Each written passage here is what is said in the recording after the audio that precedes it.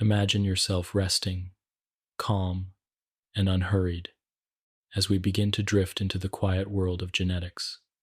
Here, within the stillness of each of our cells, lies a vast library. It is a library unlike any other, for instead of books and shelves, it contains long strands of DNA, folded neatly and carefully, carrying the instructions for life itself. If you could travel inward, deeper and deeper until you reach the very core of a single cell, you would find this molecular archive. Every cell in your body carries essentially the same library, a full set of the same texts, each written in the four-letter code of DNA. And yet, though every cell has the same library, not every cell reads it in the same way. A muscle cell and a neuron do not act alike, nor do they look alike, even though both hold the same genetic blueprint. This is where the story of epigenetics begins, in the gentle and precise art of opening certain books while keeping others closed, of turning certain chapters into song while leaving others in silence. The word epigenetics may sound technical, but in its essence, it refers to something simple yet profound.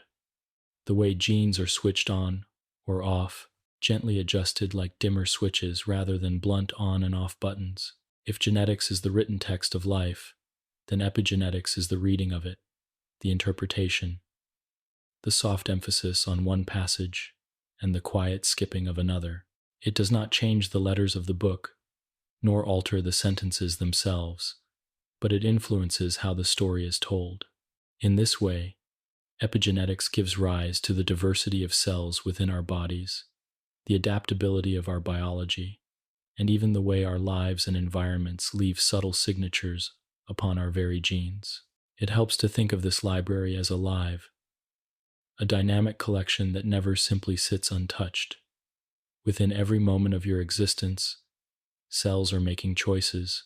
They decide which genes to express, which proteins to produce, and which pathways to silence. Without epigenetics, each cell would read the entire genome at once, producing every possible protein in a chaotic storm.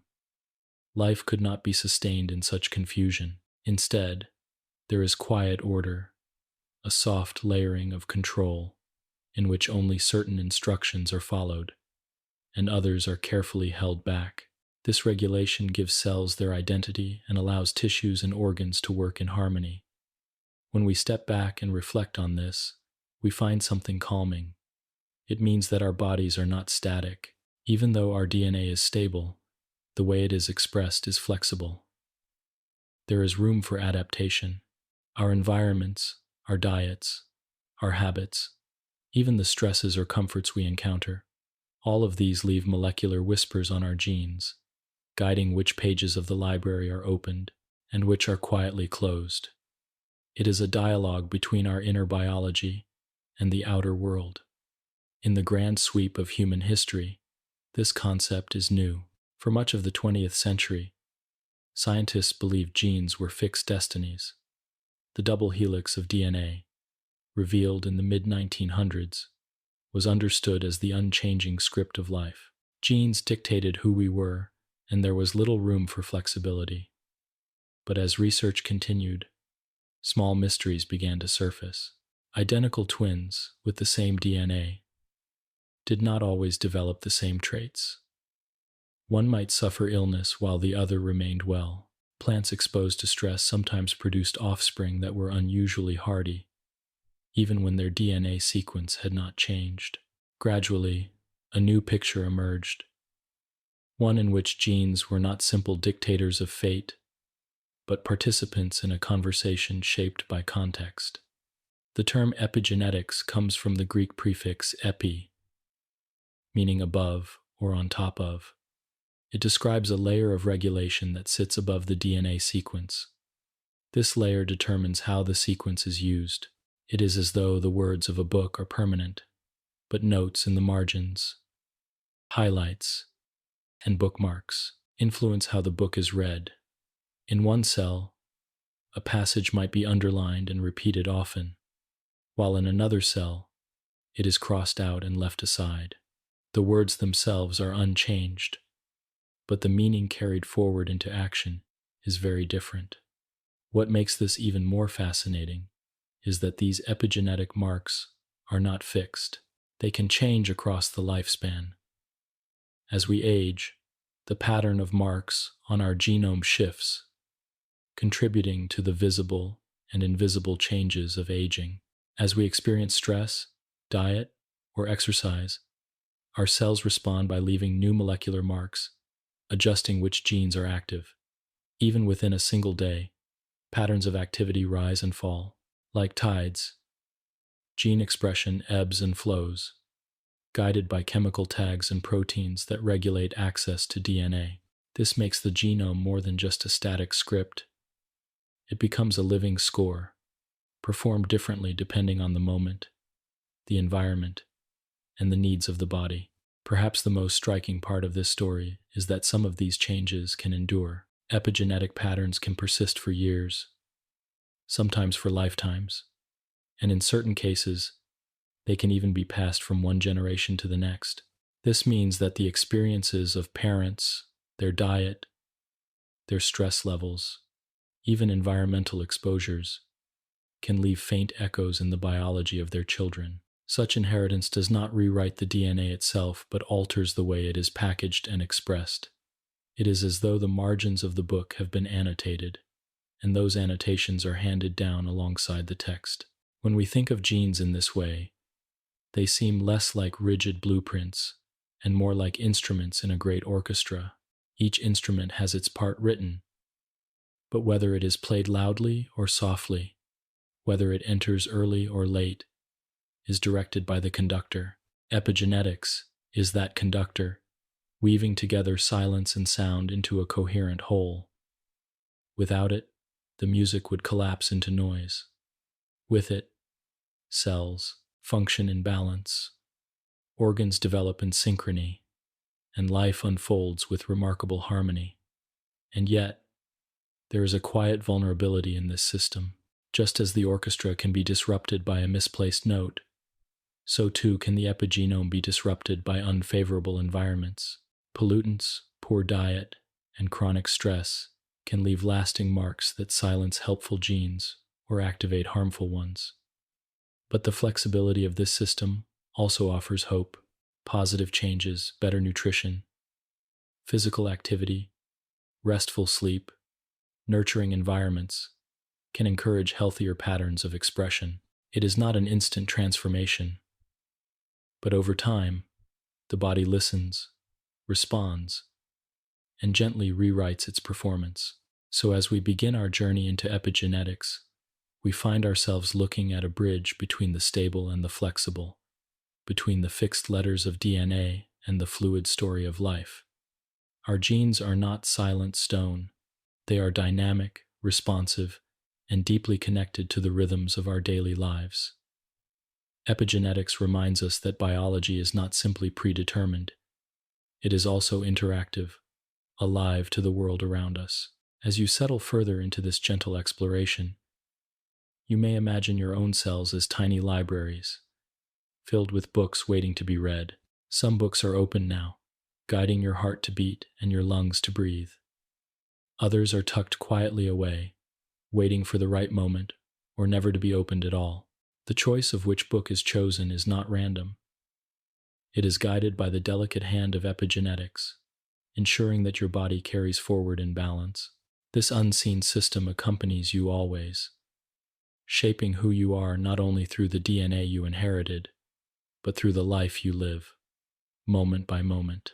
And so, in this quiet beginning, let us rest with the idea that life is both written and rewritten, that our genes hum softly within us, and that the choices we make, the environments we inhabit, and even the calmness we cultivate in moments like this, all leave their gentle traces on the library of our being.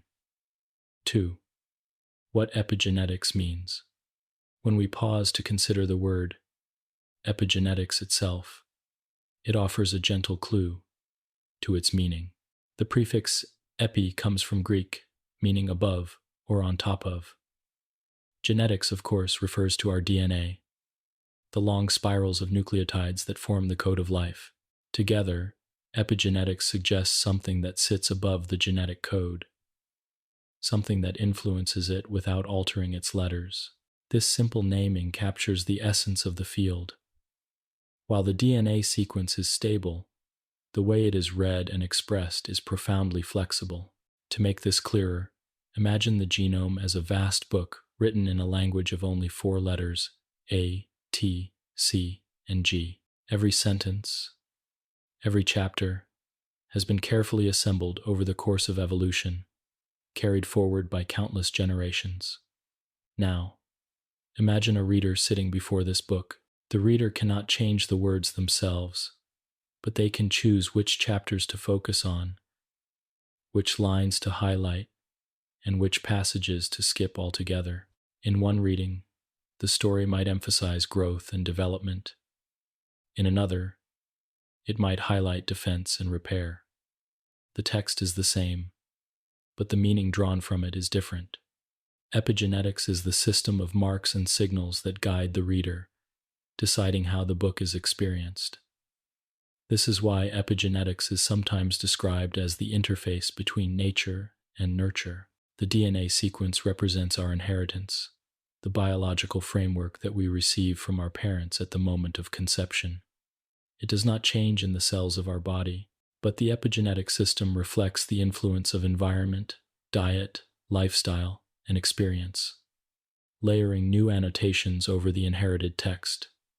Where genetics is fixed, epigenetics is dynamic. Where genetics offers the potential, epigenetics helps decide which potentials are realized. To appreciate this difference more deeply, it helps to consider what would happen without epigenetics. If every cell in the body expressed every gene all at once, life would quickly dissolve into chaos. Muscle cells would attempt to act like neurons, while neurons would attempt to secrete digestive enzymes. The result would be fatal disorganization. Instead, epigenetic systems quietly regulate which genes are turned on in each cell type, creating identity. In skin cells, the genes for making keratin are active, while the genes for firing electrical signals remain silent. In neurons, the reverse is true. Epigenetics ensures that the right chapters are opened in the right places, guiding development and sustaining the harmony of the body. The beauty of this system is its responsiveness. Epigenetics is not only about defining cell types during early development, but also about adjusting to new conditions throughout life.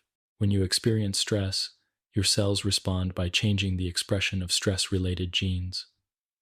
When you begin exercising regularly, muscle cells alter their epigenetic patterns to improve energy metabolism. When you shift your diet, nutrients provide building blocks that add or remove epigenetic marks. These changes may be temporary, lasting only hours or days, or they may be more persistent, leaving long-term imprints on the genome. In this way, epigenetics weaves together past and present, allowing life's experiences to be remembered within the fabric of biology. One of the most gentle and profound implications of epigenetics is that it softens the idea of destiny. For many years, the common perception was that our genes determined our fate entirely. If one carried a particular gene associated with disease, it was assumed that illness was inevitable. Epigenetics introduces nuance to this view. While certain genetic risks are real, whether they manifest often depends on whether those genes are switched on or off, and at what intensity. Two people with the same genetic variant may live very different lives depending on the epigenetic context. This does not mean that genes can be ignored, but it does mean they can be influenced, shaped, and in some cases modulated by lifestyle and environment. This flexibility is mirrored across the natural world. Plants, for example, often rely on epigenetic changes to adapt to shifting climates. When faced with drought, certain genes that conserve water may become epigenetically activated. If the plant survives, it sometimes passes along these altered marks to its offspring, preparing them to face similar conditions. Animals, too, show such patterns. In studies of bees, the difference between a worker bee and a queen bee, two individuals with identical DNA comes down largely to epigenetics. A special diet of royal jelly alters the epigenetic landscape, leading one larva to develop into a fertile queen, while others become sterile workers. Here, nurture, through diet, literally reshapes nature, even within human history. Striking examples have emerged. During times of famine, as in the Dutch hunger winter of the 1940 seconds, children born to mothers who endured extreme nutritional stress showed epigenetic changes that persisted into adulthood. These changes influenced metabolism and health decades later, long after the famine itself had ended. Such findings highlight how epigenetics records life's conditions, leaving a molecular trace that shapes biology long after the original event has passed. It is important, however, to see epigenetics not as a mystical rewriting of fate, but as a subtle, ongoing dialogue. The DNA sequence remains the same, and that sequence sets real boundaries on what is possible. Epigenetics works within those boundaries, adjusting the emphasis, the timing, and the intensity. It does not create entirely new genes, nor does it erase inherited mutations, but it can tilt the scales, sometimes enough to alter outcomes. Like a skilled editor working with a fixed manuscript, epigenetics shapes how the story unfolds without ever changing the words themselves. When we reflect on what this means for daily life, the perspective becomes gentle and empowering. It suggests that small choices, how we eat, how we move, how we rest, are not trivial. They ripple inward, shaping patterns of gene expression, guiding health in quiet ways. It also suggests that our bodies are listening constantly to the environments we inhabit, the air we breathe, the stress we experience, the social bonds we share. All of these are registered in some way at the molecular level. Our biology is porous, open to influence, not sealed off by the walls of DNA. Epigenetics also invites us to think differently about inheritance. While the core DNA sequence is passed down with high fidelity, epigenetic marks are more fluid. Some are erased and reset during reproduction, ensuring a fresh start for each new life. Yet others, it seems, can slip through this reset, allowing certain experiences of one generation to echo in the next. This does not mean that every event leaves a permanent scar, but it does mean that biology is less rigid than once imagined. Life is both inherited and responsive, shaped by both past and present. In this way, the meaning of epigenetics unfolds like a soft paradox. It is at once precise and flexible, stable and changeable. It guards the order of the body by maintaining cell identity, while also opening doors to adaptation and renewal. It anchors us to our genetic heritage, yet also weaves in the influences of our surroundings. It reminds us that the genome is not a solitary script, but part of a living conversation, a dialogue between what is written and what is experienced. As you settle deeper into this thought, it may help to imagine again the book of life. Its pages are vast, stretching far beyond any single reader's ability to comprehend in one glance. But epigenetics acts as a gentle guide, placing bookmarks here, highlighting passages there, ensuring that the story that unfolds is both coherent and suited to the needs of the moment. No two readings are ever entirely the same, for each is shaped by circumstance, by environment, and by time. Thus, the meaning of epigenetics is not only scientific, but also deeply human. It reveals that who we are is not sealed off in an unchanging code. Rather, we are shaped continuously by the interplay between inheritance and experience. We are at once the sum of our genetic past and the living result of the environments we move through each day. In this balance lies both mystery and comfort, the quiet assurance that life is flexible, adaptable, and always responsive, even at its most fundamental levels. 3. The central dogma of biology. At the foundation of modern biology lies a concept so simple in its structure, yet so profound in its reach: that it has been called the central dogma. This idea explains how the instructions contained in DNA are carried out, how the code of life written in a quiet double helix is transformed into the living, breathing processes that sustain a body. To enter into this concept is to walk a gentle pathway, step by step, from the abstract letters of DNA through to the tangible proteins that form muscles, carry oxygen, send signals, and regulate every function. To dwell on it in calm reflection is to appreciate how each cell is not only a container of potential, but also a living performer, reading and translating information into action moment by moment. The central dogma is often expressed in a short phrase: DNA makes RNA, and RNA makes protein. Though simple in its wording, this phrase captures the elegant flow of information from genetic code to biological function. At the first stage lies DNA, the long spiral molecule packed within the nucleus of each cell. Its sequence of nucleotides adenine, thymine, cytosine, and guanine forms the alphabet of inheritance. Each gene is like a sentence written in this four-letter code, carrying the instructions for building a specific protein. Yet DNA itself does not leave the nucleus. It is like a master manuscript, kept safely in an archive, never handled directly by the outside world. Instead, a copy must be made. This copy is RNA, a molecule similar in shape to DNA, but more flexible and short-lived. The process of making RNA from DNA is called transcription, and it is the first great step in the central dogma.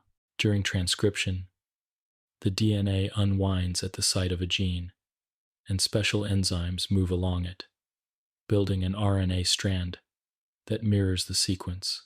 Where DNA uses thymine, RNA substitutes uracil, but otherwise the correspondence is faithful. This RNA strand carries the message outward, like a photocopy of a page from the library, ready to be used without risking the original. The process is not mechanical, but carefully regulated. Only certain genes are transcribed at certain times, and this selectivity is part of the art of cellular life. Once the RNA is made, it undergoes further shaping. Pieces may be cut out, segments rearranged, protective caps added, tails extended. These modifications ensure that the RNA is stable and precise, like editing a draft before it is published.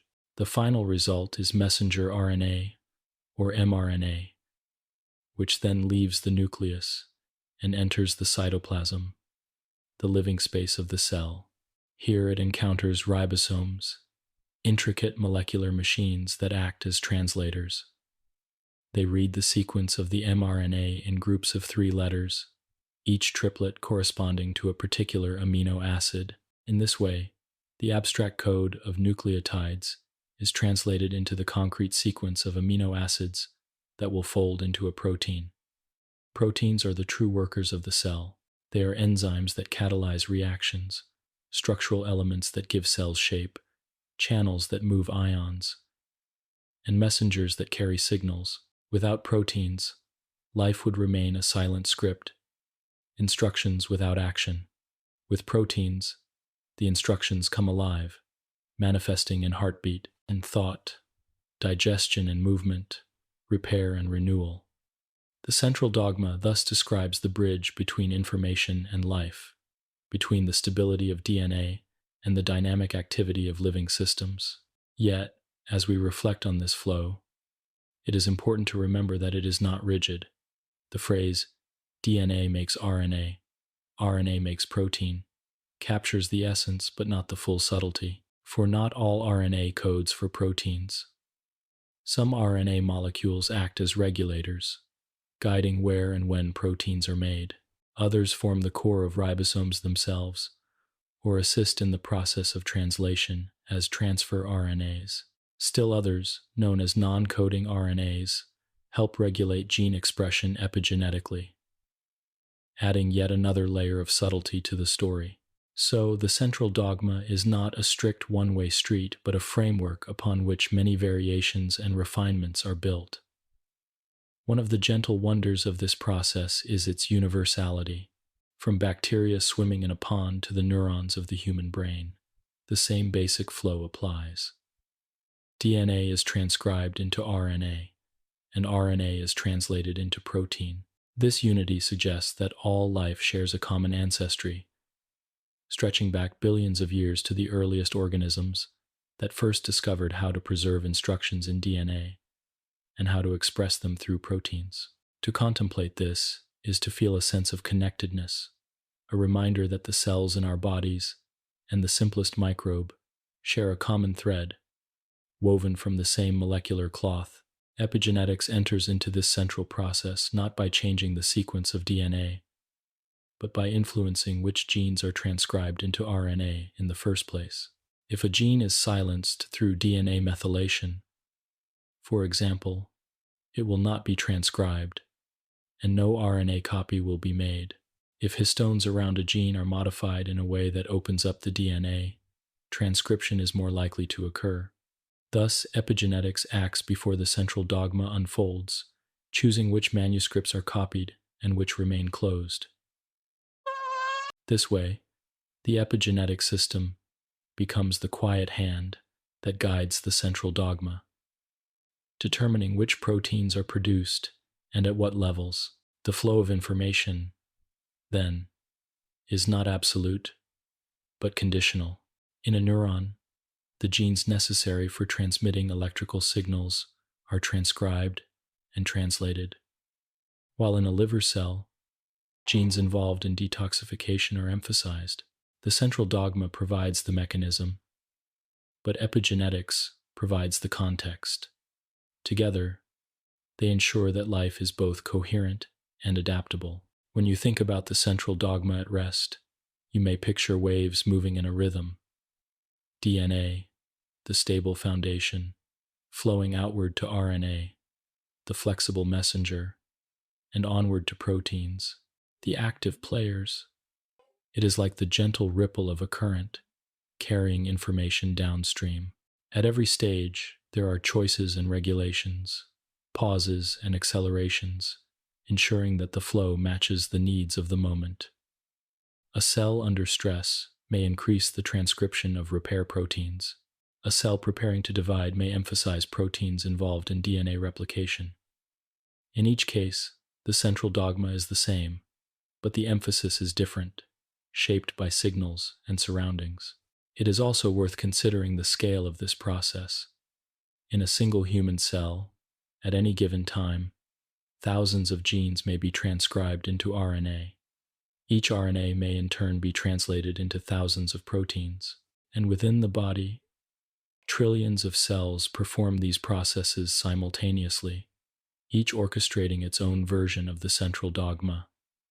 The scale is immense, yet the system runs with remarkable precision. Errors occur, but the machinery is robust, correcting mistakes, discarding flawed RNAs, repairing damaged DNA. This resilience is part of the beauty of the central dogma. It is not only powerful but also dependable, ensuring continuity across the vastness of life. As you relax deeper into this idea, imagine the central dogma as a kind of music, a three-part melody. DNA is the written score, RNA is the performance of the notes, and proteins are the resonance that fills the air. Without the score, there could be no melody. Without the performance, the score would remain silent. And without the resonance, there would be no experience of the music at all. Together, they form the living song of biology, playing softly within every cell, unceasing, delicate, and harmonious. To dwell on this is to feel a sense of calm awe. For even as you lie still, listening, your body is alive with this music. DNA is being read, RNA is being formed, proteins are being built, all without your awareness. It is a continuous concert, sustaining your breath, your heartbeat, your warmth, and all of it rests on the gentle flow described by the central dogma of biology, a principle at once simple and endlessly rich, guiding the transformation of code into life, of potential into presence, of silent letters into the hum of existence itself. 4. Chromatin and DNA packaging. To truly understand how epigenetics works, we must take a closer look at the way DNA is arranged inside each cell. If one imagines DNA as a thread, it is a remarkably long one. In every single human cell, there are about 2 meters of DNA, tightly folded to fit inside a nucleus so small that it can hardly be seen without a microscope. The folding of this thread is not random. It is careful, intricate, and purposeful. This packaging system is called chromatin, and it is one of the quiet marvels of biology. To contemplate it is to imagine order arising from vast length, a library compressed into a single chamber, ready to be opened when needed and safely stored when not. Chromatin is composed of DNA wound around proteins called histones. These histones are not passive spools but active participants in the regulation of genetic information. They are like caretakers of the genome, deciding whether DNA will be kept tightly coiled and silent, or whether it will be loosened and available to be read. The structure they form is sometimes compared to beads on a string. The DNA thread loops around clusters of histone proteins, each cluster forming a bead-like structure known as a nucleosome. These nucleosomes then fold further, creating higher levels of compaction, until the DNA is organized into chromosomes. This folding is not simply a way of fitting DNA into a small space. It is also a way of controlling gene activity. When DNA is packed tightly into condensed chromatin, it is inaccessible to the machinery that reads genes. In this state, the genes in that region are effectively silent, like books locked away on a high shelf. When DNA is loosened and chromatin is opened, the genes become accessible, and transcription into RNA can begin. Thus, chromatin is more than a storage system. It is a dynamic regulator, shifting between closed and open states, determining which genes are expressed in any given moment. The beauty of this system lies in its flexibility. The same DNA can be packaged in different ways in different cells, leading to different outcomes. In muscle cells, for example, genes for contractile proteins are found in open chromatin, while genes involved in neural signaling are closed away. In neurons, the pattern is reversed. This selective accessibility is what gives cells their unique identities. All cells contain the full genome, but chromatin decides which parts are read, guiding each cell to perform its role in the symphony of the body. The folding and unfolding of chromatin is influenced by chemical modifications to the histones themselves. Small groups of atoms can be added to or removed from the tails of histone proteins, subtly changing their interaction with DNA. Acetylation, for example, tends to loosen chromatin, making genes more accessible, while methylation can either activate or silence genes depending on its location. These modifications act like molecular signals, instructing the cell on whether to open or close specific regions of the genome. In this way, histones become part of the language of epigenetics, carrying marks that translate environmental cues into biological outcomes. If you imagine a library again, DNA is the collection of books, and histones are the shelves and clasps that hold them.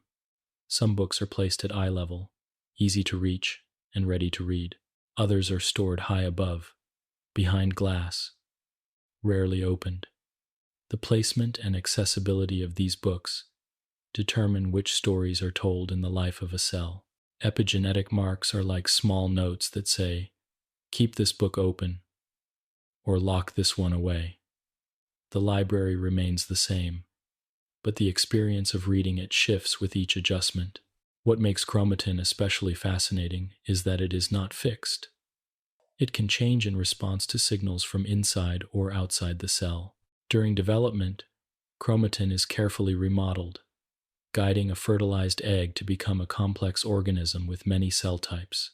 Later in life, chromatin continues to respond, adjusting gene expression in response to diet, stress, or environmental exposures. These changes can be temporary, lasting only as long as the signal is present. or they can be more enduring, forming part of the long-term epigenetic landscape of the cell. One striking example of chromatin dynamics is seen in the process of X chromosome inactivation in females. Each female cell carries two X chromosomes, but to maintain balance with males, who have only one of the X chromosomes in each cell is silenced. This silencing is achieved through chromatin packaging. The chosen X chromosome becomes condensed into a structure called a bar body, inaccessible to transcription machinery.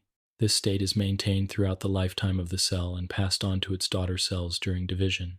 It is a profound demonstration of how chromatin can decide the fate of an entire chromosome, silencing thousands of genes in one elegant stroke.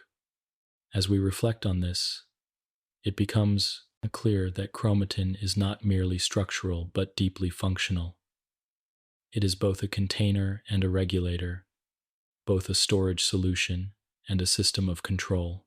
Without chromatin, DNA would be too unwieldy to fit inside the cell, and gene expression would be chaotic. With chromatin, the genome is orderly, accessible in some regions and silent in others, responsive to signals and adaptable to needs. The relationship between chromatin and epigenetics is intimate. Epigenetic modifications often act through chromatin, changing its openness or compactness. In turn, the state of chromatin influences whether genes can be marked with methyl groups or other chemical tags. It is a feedback loop, with chromatin and epigenetics shaping each other in a dance of regulation. This interplay ensures that gene expression is finely tuned, neither too much nor too little, but balanced in the way that life requires. To visualize chromatin, you might imagine a spool of thread resting in a quiet room.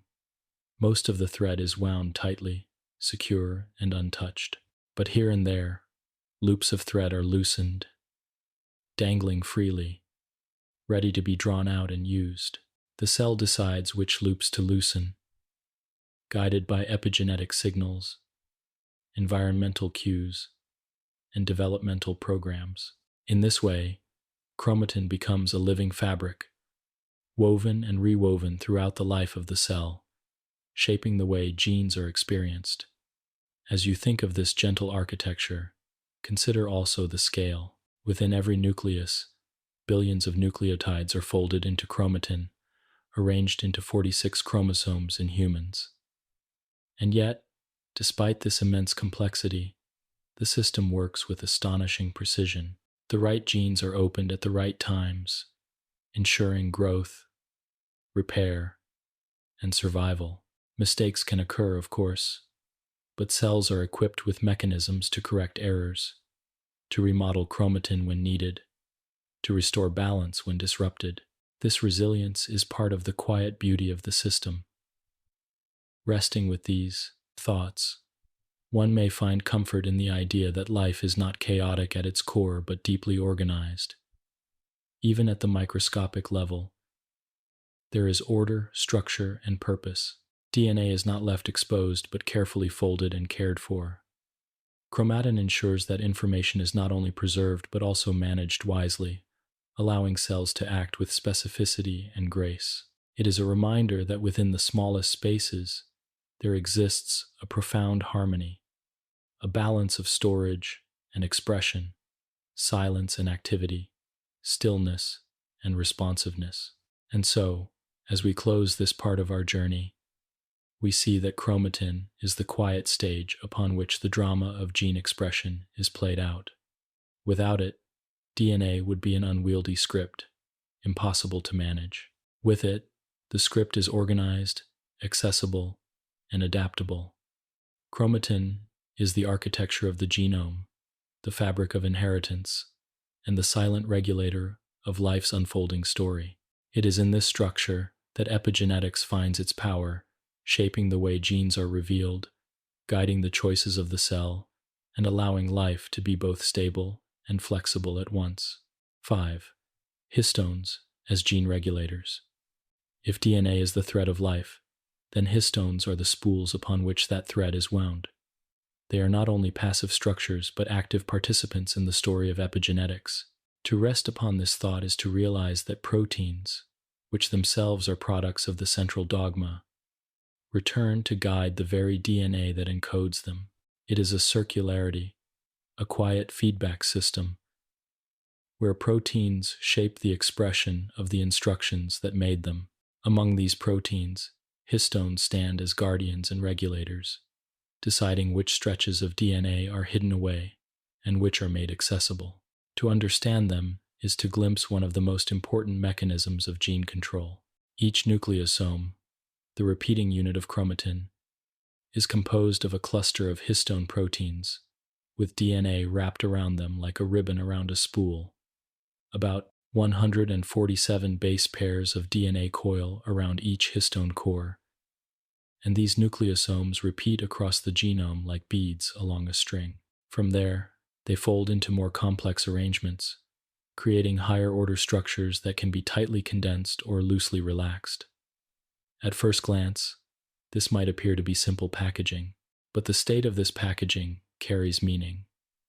When histones allow DNA to remain open and loosely coiled, the genes within that region are more likely to be expressed. When histones tighten their hold, the genes are silenced, closed off from transcription. Histones achieve this regulation through their tails, which extend outward like fine threads from the core of the nucleosome. These tails can be chemically modified in many different ways, by the addition of acetyl groups, methyl groups, phosphate groups, or even small proteins. Each of these modifications alters the way DNA interacts with the histones, and by extension, the accessibility of the underlying genes. In this sense, histone tails form a code, often called the histone code, where combinations of chemical marks carry specific instructions for gene expression. One of the most studied modifications is acetylation. When histone tails are acetylated, the chromatin tends to loosen, making the DNA more accessible. Genes in this region are more likely to be transcribed into RNA and expressed. Acetylation is like opening a window, letting light into a room that was once dim. By contrast, the removal of these acetyl groups tends to tighten chromatin, darkening the room and silencing the genes within. The enzymes that add acetyl groups are called histone acetyltransferases, while those that remove them are histone deacetylases. These enzymes, in their quiet work, influence the very rhythm of gene activity. Methylation of histones tells a different story. Depending on where the methyl group is placed, it can either activate or repress gene expression. In some contexts, histone methylation marks regions of DNA for transcriptional activity, while in others, it signals silencing.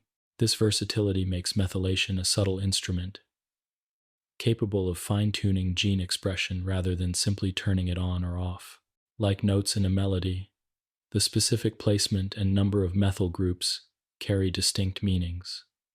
Histones, then, are not just scaffolds, but interpreters.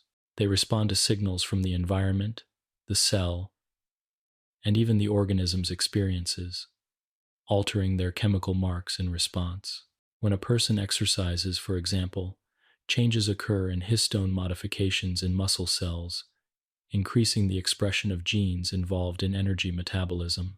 When someone experiences chronic stress, certain stress response genes may be kept open, while others are silenced, shaped by the marks on histone tails. The result is a biology that listens, adapts, and remembers, all through the subtle work of histones. This histone code is dynamic, changing not only during daily life, but across the grand arc of development. In the earliest stages of life, when a fertilized egg divides and begins to form specialized cells, histone modifications guide the process. They help determine which genes will be active in neurons, which in skin cells, and which in the developing heart.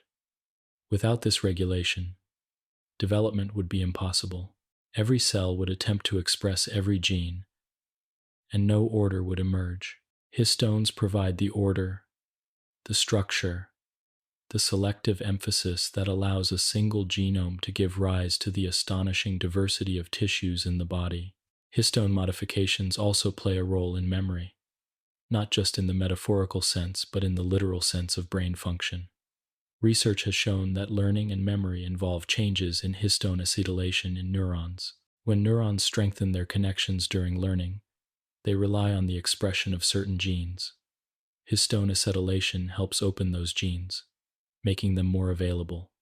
In this way, the flexibility of the epigenome, mediated by histones, becomes part of the basis for remembering experiences, storing knowledge, and adapting to new situations. What is striking about histones is their position at the intersection of stability and flexibility. The DNA sequence is stable, largely unchanging, passed down from generation to generation. The histones, by contrast, provide a flexible layer of regulation, adjusting gene activity without altering the code itself. They are both protectors and mediators, ensuring that DNA remains compact and safe, while also responding to the needs of the moment by loosening or tightening their grip. This dual role makes them central to the story of epigenetics.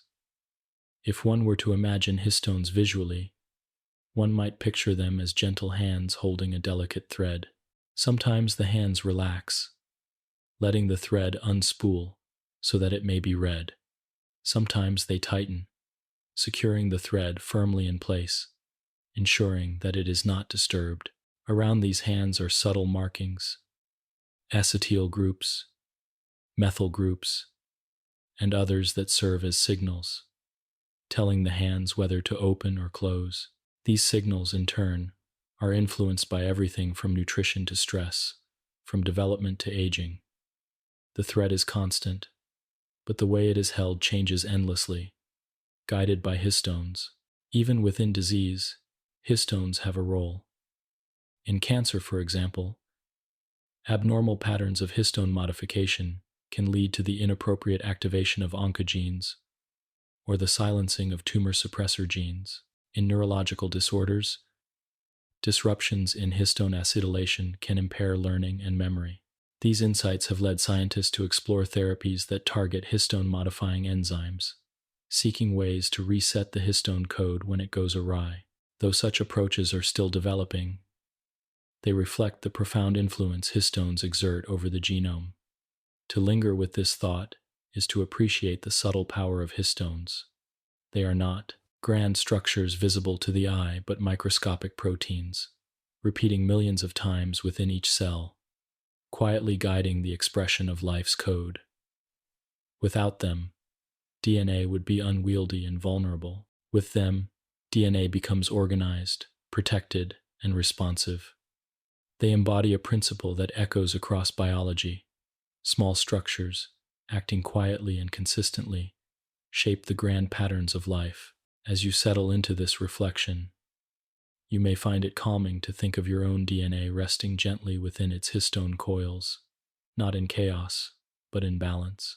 Some regions are open now, allowing the production of proteins that sustain your heartbeat, your breathing, your ability to listen and imagine.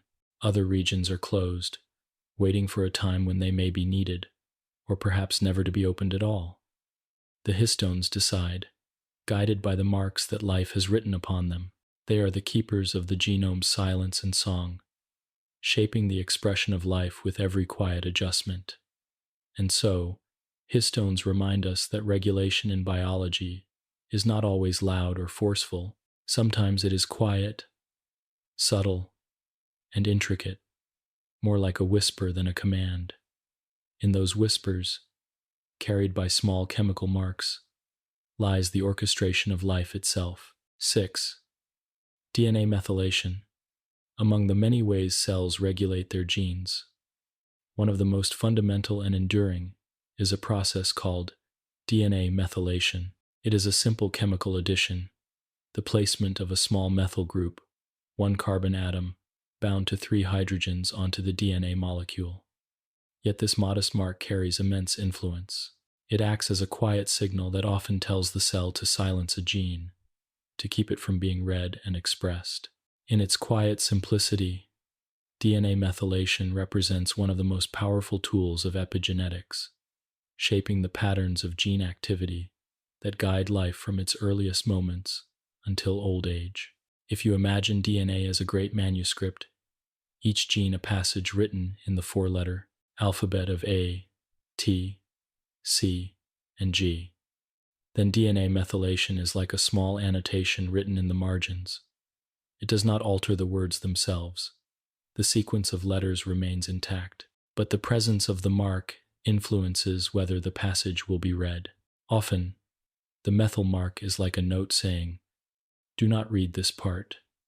The gene is not destroyed, nor erased, but silenced, held in reserve, locked quietly in the background. Methylation most often occurs at cytosine bases, one of the four nucleotides of DNA. In mammals, it frequently appears in regions where a cytosine is followed by a guanine, known as CpG sites. These sites are scattered throughout the genome, but they cluster in regions called CpG islands, often found near gene promoters, the stretches of DNA that initiate transcription. When CpG islands near promoters are heavily methylated, the genes they regulate are usually silent. The methyl marks prevent the transcriptional machinery from accessing the DNA, as if the book has been closed and sealed. The establishment of DNA methylation patterns begins early in development. When a fertilized egg divides and begins to form the first cells of an embryo, waves of methylation and demethylation occur. Entire sections of the genome are marked for silencing, while others are left open for expression. These patterns help guide the differentiation of cells, ensuring that neurons develop one set of active genes, while skin cells develop another. As development proceeds, methylation continues to sculpt the epigenetic landscape, laying down marks that will endure across the lifetime of the organism. Yet, methylation is not fixed in stone. Though it can be stable, lasting through countless cell divisions, it can also be responsive, changing in response to environmental signals, diet, and experience. For example, nutrients such as folate, choline, and vitamin B12 provide the raw materials needed to create methyl groups. When these nutrients are abundant, cells may more easily add methyl marks to DNA. When they are scarce, methylation may be reduced. In this way, diet influences the molecular regulation of genes, linking nutrition to long-term patterns of health. Methylation also responds to external stresses. Exposure to toxins, pollutants, or even psychological stress can alter methylation patterns, leaving lasting imprints on the genome. In some cases, these changes may be beneficial, helping the body adapt to challenging conditions. In other cases, they may be harmful, silencing genes that protect against disease or activating genes that promote dysfunction. The result is a molecular memory of experience, written not in the letters of DNA but in the small chemical tags that decorate it. Over time, methylation patterns can shift with age. Some regions of the genome gradually lose methylation, while others gain it. These changes contribute to the phenomenon known as the epigenetic clock, a way of estimating biological age by examining patterns of DNA methylation. The clock ticks forward steadily, and while it can be influenced by lifestyle and environment, it provides a molecular reflection of aging itself. To measure the methyl marks on DNA is to glimpse the passage of time within the genome, the gradual unfolding of life written in chemical tags. DNA methylation also plays a crucial role in protecting the genome. Many regions of DNA are filled with repetitive elements and remnants of ancient viruses. If left unchecked, these sequences could be transcribed, producing harmful effects. Methylation acts as a safeguard, silencing these elements and keeping them dormant. It is a way for the cell to maintain order, ensuring that only the genes necessary for life are expressed, while potential sources of instability remain silent. One striking example of methylation's power is found in a process called genomic imprinting. In most cases, a child inherits two copies of each gene, one from the mother and one from the father, and both are active. But for a small subset of genes, only one copy is expressed, while the other is silenced by methylation. Whether the maternal or paternal copy is active depends on the specific gene. This imprinting is established in the sperm or egg and carried forward into the child, influencing development in profound ways. Disorders of imprinting, caused by errors in methylation, can lead to significant developmental and metabolic conditions. Methylation is also deeply involved in disease.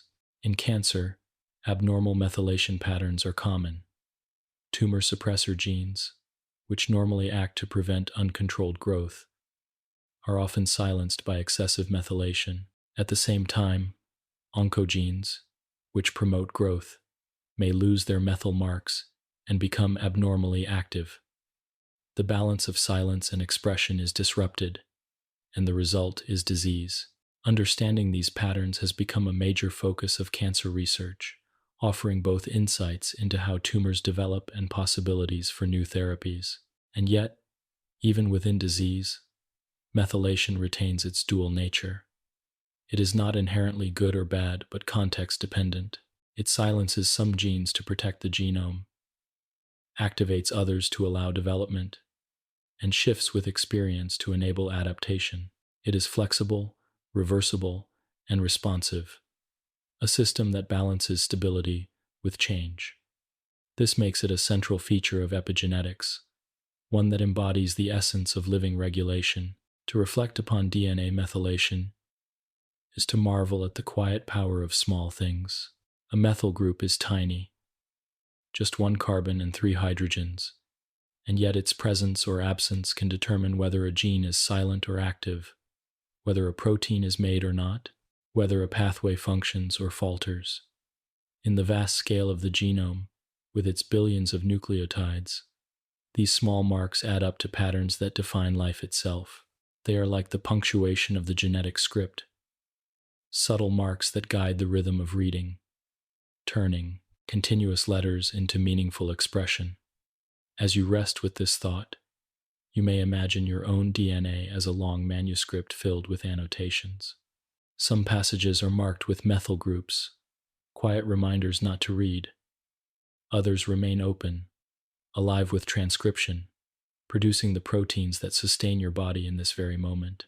These marks are not random but shaped by inheritance, environment, and experience, forming a story that is uniquely yours.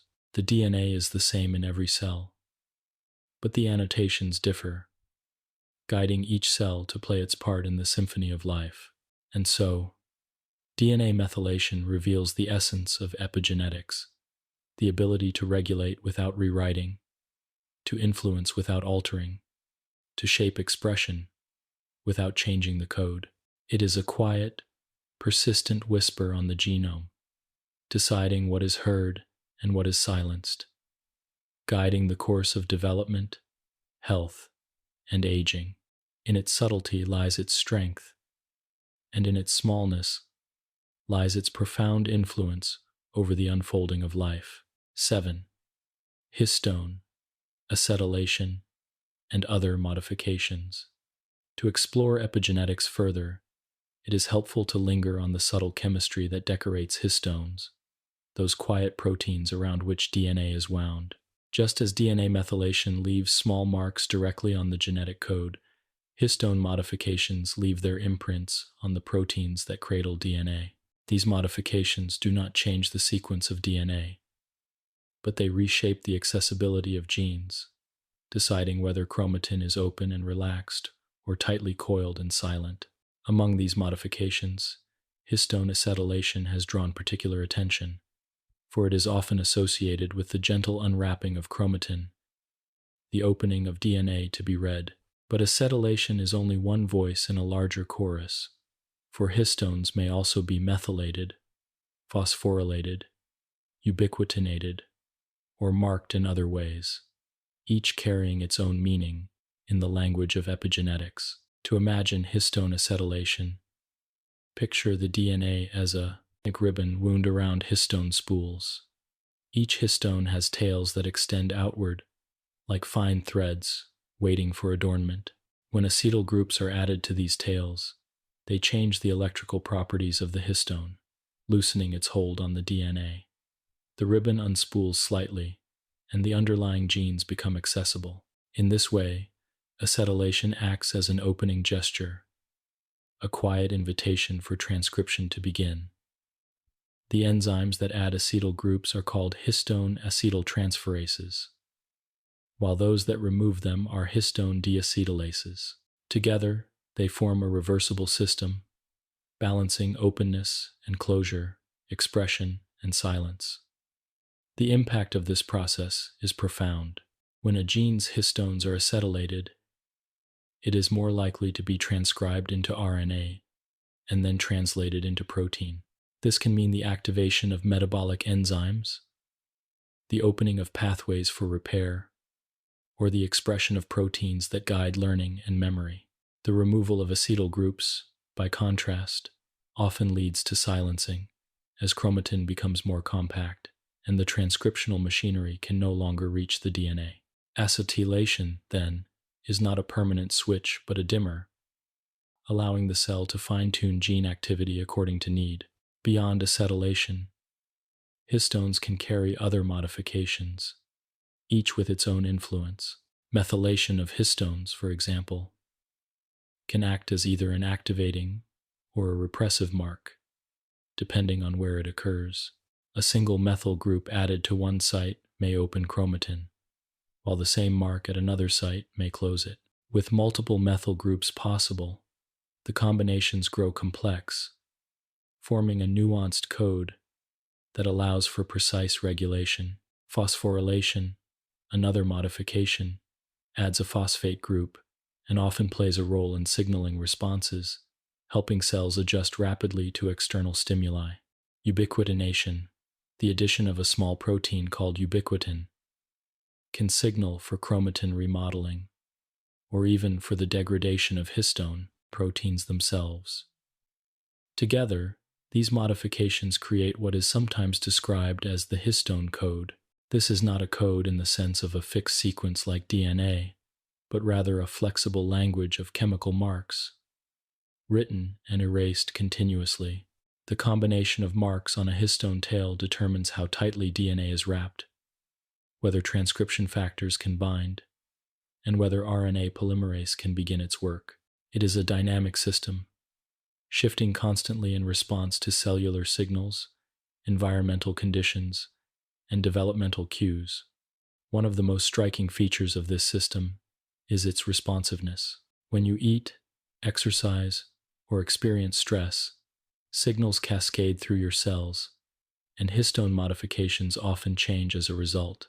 During exercise, for example, histone acetylation increases in muscle cells, activating genes that improve energy use and endurance. In neurons, acetylation of certain histones is linked to memory formation, allowing experiences to leave lasting imprints on the epigenome. These examples remind us that histones are not passive structures but active participants, translating daily life into molecular adjustments. Histone modifications also play crucial roles in development. From the earliest divisions of a fertilized egg, patterns of acetylation and methylation guide cells toward different fates. Some genes must be turned on for a stem cell to become a neuron, while others must be silenced for it to become a skin cell. Histone marks act as guides, ensuring that each cell expresses the right combination of genes at the right time.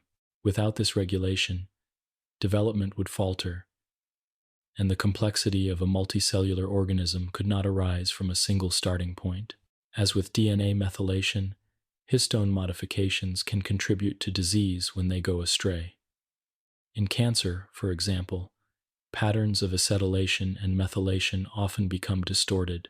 Tumor suppressor genes may lose acetylation and fall silent, while oncogenes gain activating marks, driving uncontrolled growth. Neurological disorders, too, have been linked to disruptions in histone modification, with imbalances in acetylation affecting memory, mood, and cognition. These discoveries have inspired efforts to develop drugs that target the enzymes responsible for adding or removing histone marks. By restoring balance to the histone code, Researchers hope to correct the gene expression patterns that underlie disease. Yet, despite its complexity, the histone code is not chaotic. It is carefully regulated, with multiple layers of control, ensuring that the right genes are expressed at the right times. Proteins exist that recognize specific histone marks, binding to them and recruiting other factors that reinforce the message.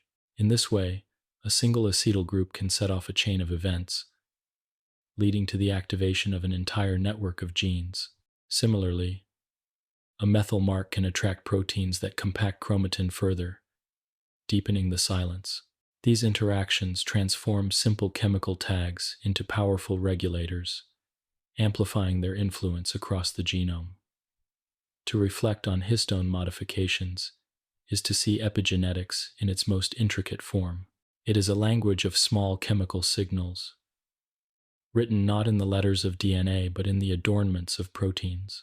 These signals are flexible, reversible, and context-dependent, allowing the genome to respond with remarkable precision to the ever-changing demands of life. They embody the balance of stability and adaptability, ensuring that the genome remains both protected and accessible, both silent and expressive. If you imagine the nucleus as a quiet chamber, the DNA resting within it, then histone modifications are like gentle adjustments of the lighting. A touch of acetylation brightens one corner, illuminating a gene and allowing it to be read. A stroke of methylation dims another, casting a region into shadow. Phosphorylation might act like a flicker of light in response to sudden change, while ubiquitination rearranges the room itself. The chamber is never static, but always shifting, as the marks are written, read, and erased in a continual cycle. As you drift deeper into this thought, it becomes clear that histones and their modifications form a bridge between the world outside and the genome inside. They allow cells to sense the environment and translate that information into changes in gene expression. In this way, the experiences of life, from diet to exercise to stress, become written into the body at the molecular level. The marks may fade or persist, but they shape the way the genetic script is read, guiding the unfolding story of life. And so, in the quiet work of acetyl groups, methyl marks, and other modifications, we see the essence of epigenetic regulation. It is subtle, reversible, and endlessly responsive. It does not rewrite the letters of DNA, but it changes how those letters are read, shifting silence into song, or song into silence. Histone modifications are the gentle brushes that paint the genome's landscape, strokes of light and shadow that give depth, contrast, and meaning to the script of life. 8. Non-coding RNAs. When many people think of RNA, they imagine it as a simple messenger, faithfully carrying the instructions from DNA to ribosomes, where proteins are built. For much of the history of biology, that was the prevailing view. RNA was the middle link in the central dogma, a courier whose only job was to deliver information from the nucleus to the protein-making machinery of the cell. Yet, as science has looked closer, it has discovered that RNA is far more than a messenger. In fact, only a small portion of RNA is dedicated to making proteins. The vast majority of RNA in our cells is non-coding, meaning it does not carry instructions for building proteins at all. Instead, it has regulatory roles, shaping when and how genes are expressed. These non-coding RNAs have emerged as powerful players in the story of epigenetics, subtle regulators that add new layers of control to the genome.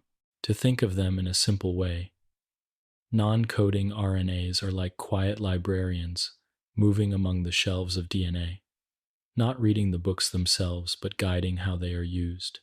Some ensure that certain passages are read frequently, others make sure that certain books are closed, and still others help tidy the shelves so that the library remains in order.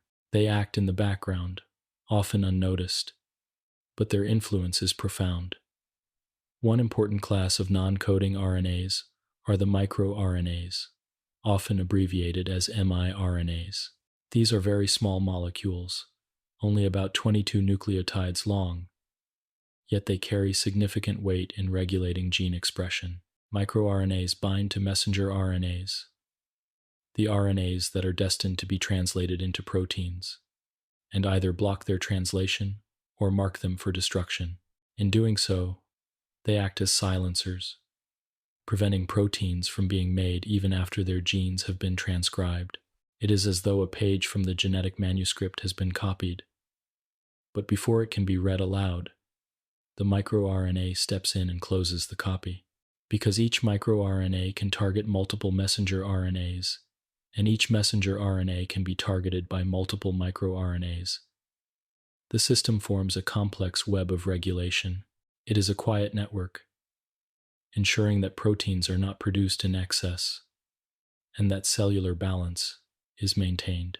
MicroRNAs play roles in development, helping cells refine their identities, and they are involved in processes as diverse as metabolism, immune response, and brain function. When they go awry, the results can be serious, contributing to cancer, heart disease, and neurological disorders. Another class of non-coding RNAs are the long non-coding RNAs, or LNC RNAs. These molecules are much larger than microRNAs, often spanning thousands of nucleotides. Their functions are varied and still being uncovered, but many are involved in guiding chromatin modifications. Some LNC RNAs recruit proteins that add methyl or acetyl groups to histones, altering chromatin structure and influencing gene expression. Others act as scaffolds, bringing together multiple proteins to coordinate complex epigenetic changes. In this way, long non-coding RNAs serve as architects, shaping the structure of the genome and its accessibility. One of the most famous examples of a long non-coding RNA is XYST, which plays a central role in X chromosome inactivation. In female mammals, one of the two X chromosomes is silenced in each cell to balance gene dosage with males. The XYST RNA coats the chromosome destined for inactivation, recruiting proteins that modify histones and condense chromatin. As a result, the entire chromosome becomes silent, existing as a compact bar body. Without XYST, this process would not occur, and the delicate balance of X-linked gene expression would be lost. This example illustrates how a non-coding RNA, without encoding any protein, can direct massive changes in the epigenetic landscape. There are also small interfering RNAs, or siRNAs, which act in a manner similar to microRNAs. They bind to messenger RNAs and promote their degradation, serving as another layer of silencing. In plants and some animals, siRNAs also play roles in silencing transposable elements, fragments of DNA that can move around the genome and cause instability. By guiding proteins to these elements, siRNAs ensure that they remain silent, protecting the integrity of the genome. Beyond these classes, new types of non-coding RNAs continue to be discovered, each adding more depth to our understanding of gene regulation. Some act within the nucleus, guiding chromatin remodeling. Others act in the cytoplasm, fine-tuning the stability and translation of messenger RNAs. Still, others move between cells, carried in small vesicles, allowing communication between tissues through RNA signals.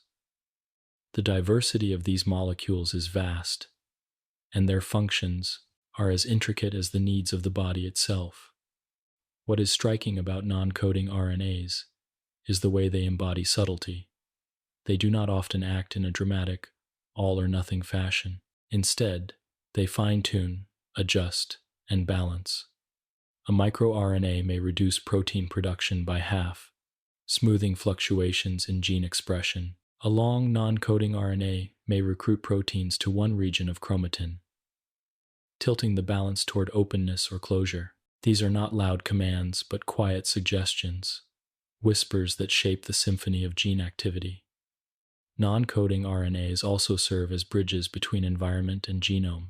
Stress, diet, and other external factors can alter the levels of specific microRNAs, which in turn shift patterns of gene expression.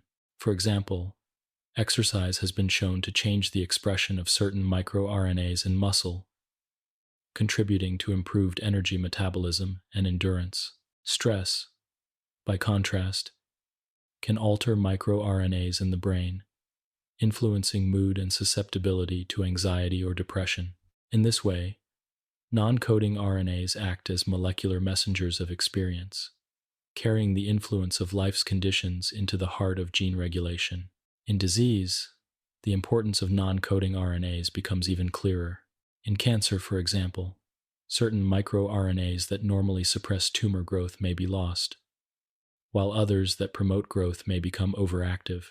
Long non-coding RNAs may also be misregulated, leading to inappropriate activation or silencing of genes.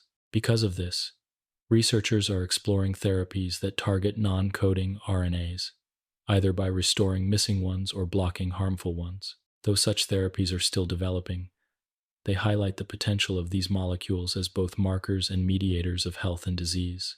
To reflect upon non-coding RNAs is to realize how much of the genome is devoted to regulation rather than instruction. For many years, scientists believed that much of DNA was junk, sequences without purpose, because they did not code for proteins. Yet now, it is clear that these regions give rise to a vast world of non-coding RNAs, each with roles in shaping the genome's expression. The so-called junk has revealed itself to be treasure, a subtle and expansive system of regulation woven throughout the genome. If you imagine again the library of DNA, the non-coding RNAs are not the books themselves, but the librarians, organizers, and messengers that ensure the books are used wisely. They do not add new stories to the shelves, but they shape which stories are read, how often, and in what context. Some close certain volumes, others highlight passages, and still others deliver summaries to different rooms. Without them, the library would be chaotic, filled with noise and imbalance. With them, it is ordered, balanced. As you rest with this thought, you may find it calming to imagine your own cells filled with these tiny RNAs, working quietly and tirelessly to keep balance. They are not loud or forceful, but gentle and precise, trimming excess here, strengthening silence there, ensuring that the music of life plays in harmony. They remind us that regulation often happens in whispers, and that small, unseen forces can shape the largest patterns of existence. And so, non-coding RNAs become a central chapter in the story of epigenetics. They are the subtle conductors, the quiet organizers, the molecular poets that guide the reading of DNA. They remind us that the genome is not just a script, but a living performance, constantly adjusted, balanced, and refined by small but powerful voices. In their silent labor, they ensure that life remains coherent, adaptive, and endlessly alive. 9. The epigenome as a landscape. To understand epigenetics, not as scattered marks and signals, but as a whole, it is helpful to imagine the genome as a vast landscape, and the epigenome as the features that shape it. The DNA itself, stretching in its unbroken sequence of nucleotides, is like the underlying land, a terrain with hills, valleys, and plains laid down over billions of years of evolution. On its own, this terrain is fixed, but the way it is used, the pathways that cut across it, the bridges that are built, the rivers that flow, all depend on the epigenome. The epigenome is the pattern of chemical marks and structural arrangements that guide how DNA is accessed, and in this sense, it becomes the topography through which the cell navigates its instructions. When a cell decides which genes to express, it does not read the genome as if it were a flat page of text. Instead, it moves across this landscape, finding certain regions open and accessible, like broad valleys easy to traverse, while others are closed and inaccessible, like steep cliffs or locked gates. These features are defined by DNA methylation, histone modifications, chromatin compaction, and the presence of non-coding RNAs. Together, they create a terrain that directs the flow of transcription, shaping which genes are brought to life and which remain silent. One way to imagine this is through the metaphor of a ball rolling across a landscape of valleys and hills. This image, first proposed by the scientist Conrad Waddington, describes development as the path of the ball. At the start, in the fertilized egg, the ball rests at the top of the hill, with many possible routes before it. As it rolls downward, the landscape channels it into valleys, representing different cell fates. One valley might lead to a neuron, another to a muscle cell, another to a blood cell. The shape of the landscape, the epigenetic marks guiding gene expression, determines which valley the ball follows. Once the ball settles into a valley, it becomes difficult to cross over into another, reflecting the stability of cell identity. In this way, the epigenome is not only a regulator but also an architect of development, sculpting the pathways that cells follow. The landscape metaphor also helps explain how flexibility and stability coexist in epigenetics. The overall terrain is stable, valleys remain valleys, and cliffs remain cliffs. But within this terrain, small adjustments can shift the path. A new signal may deepen a valley, making a fate more likely, or raise a ridge, blocking a route. In this sense, the epigenome allows both determinism and adaptability. Cells are guided toward specific identities, yet they retain the capacity to respond to environmental cues, to adjust their paths within the boundaries of the terrain. In everyday life, the epigenome ensures that cells maintain their identities while still adapting to changes. A skin cell does not suddenly become a neuron because its epigenetic landscape keeps it in the valley of skin-specific gene expression. At the same time, within that valley, the cell can adjust its behavior, producing more keratin when the skin is stressed, or shifting its repair mechanisms when injured. These adjustments are made possible by subtle changes in methylation, histone marks, and RNA regulation, which reshape the local terrain without altering the deeper landscape of identity. The landscape also changes over time. As we age, valleys may erode, ridges may soften, and the terrain may lose some of its clarity. This is reflected in the gradual changes in DNA methylation patterns, histone modifications, and chromatin structure that occur with age. Some genes that were once tightly silenced may become accessible, while others lose their openness. The result is a gradual shift in gene expression patterns, contributing to the processes of aging. In this way, the epigenome acts like a living map, recording the passage of time as well as the influence of experiences. Experiences themselves can leave marks upon the landscape.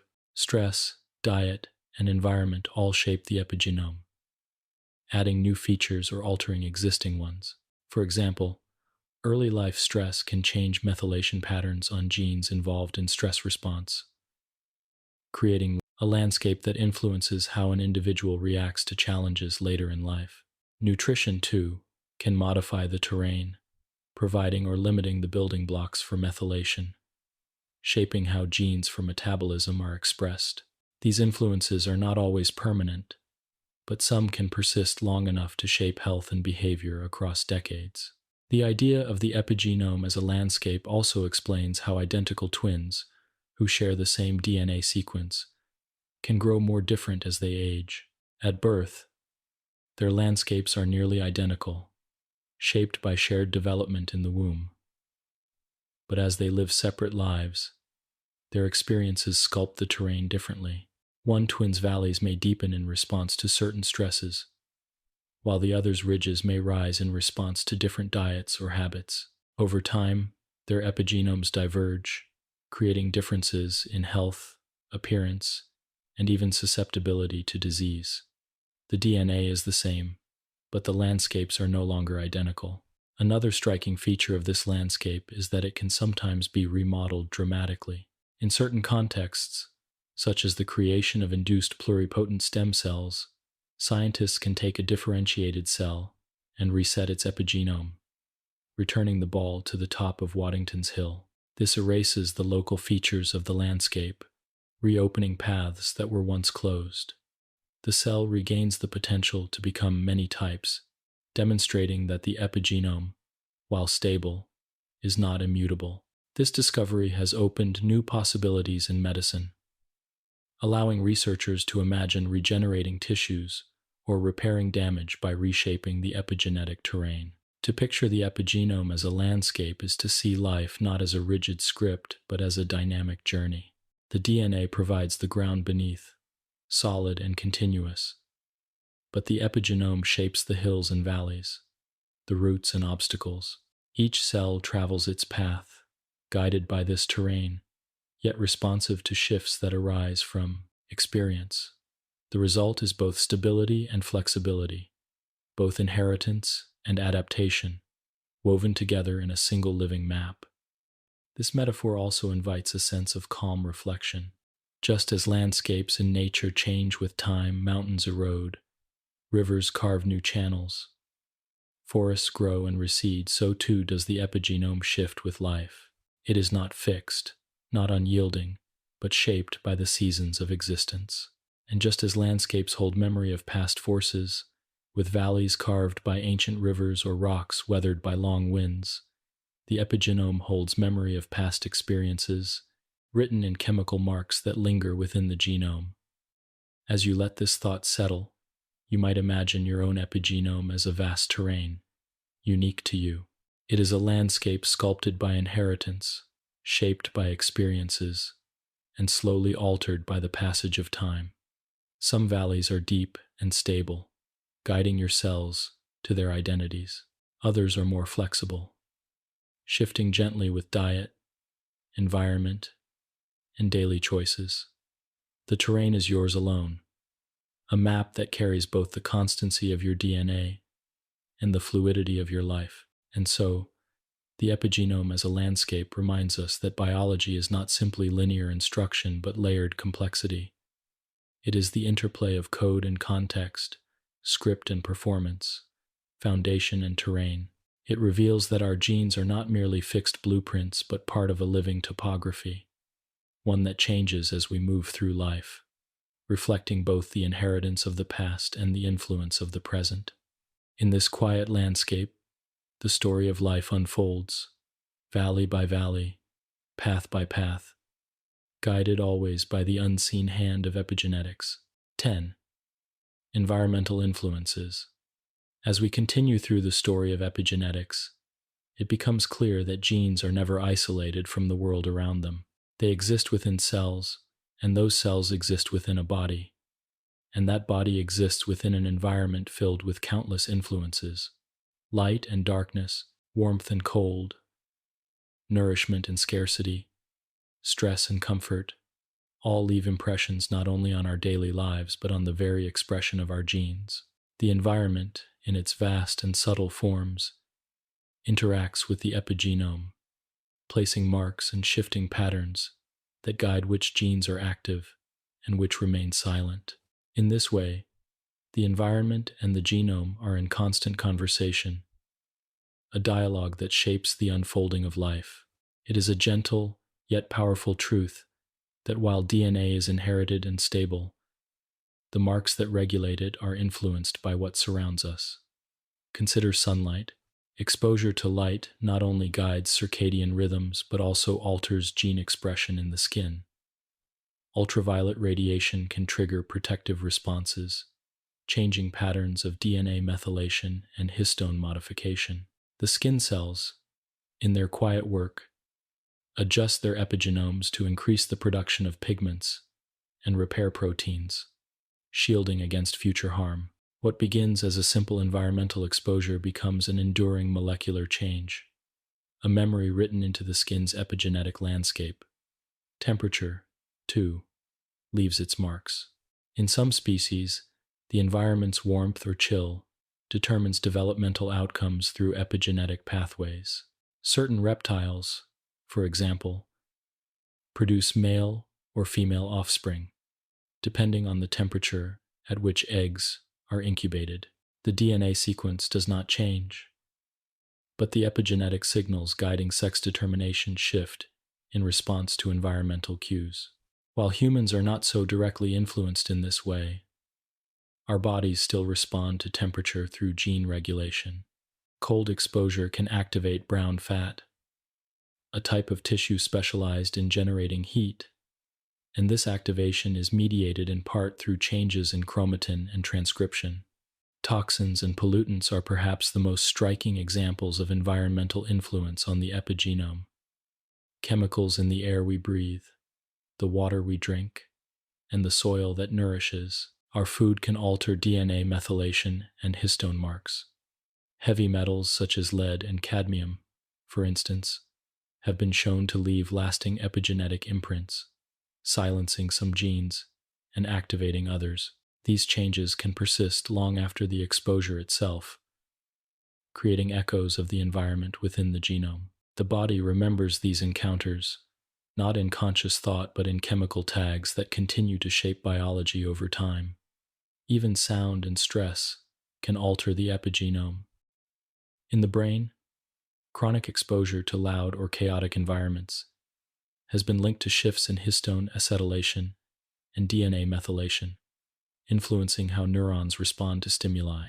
Similarly, psychological stress alters the epigenetic regulation of stress response genes.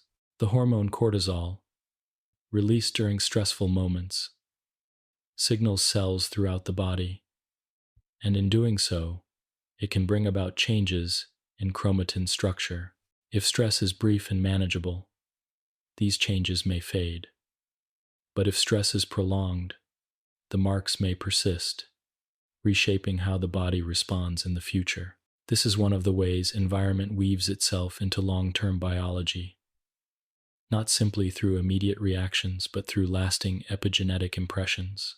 The influence of the environment extends to the very beginning of life. During pregnancy, the mother's environment profoundly shapes the epigenome of the developing child. Nutrition, stress levels, and exposure to toxins all contribute to the chemical marks laid down on the fetal genome. These marks can influence health and development for years to come. The Dutch hunger winter, often studied as a historical case, revealed that children conceived during famine carried distinct epigenetic marks decades later.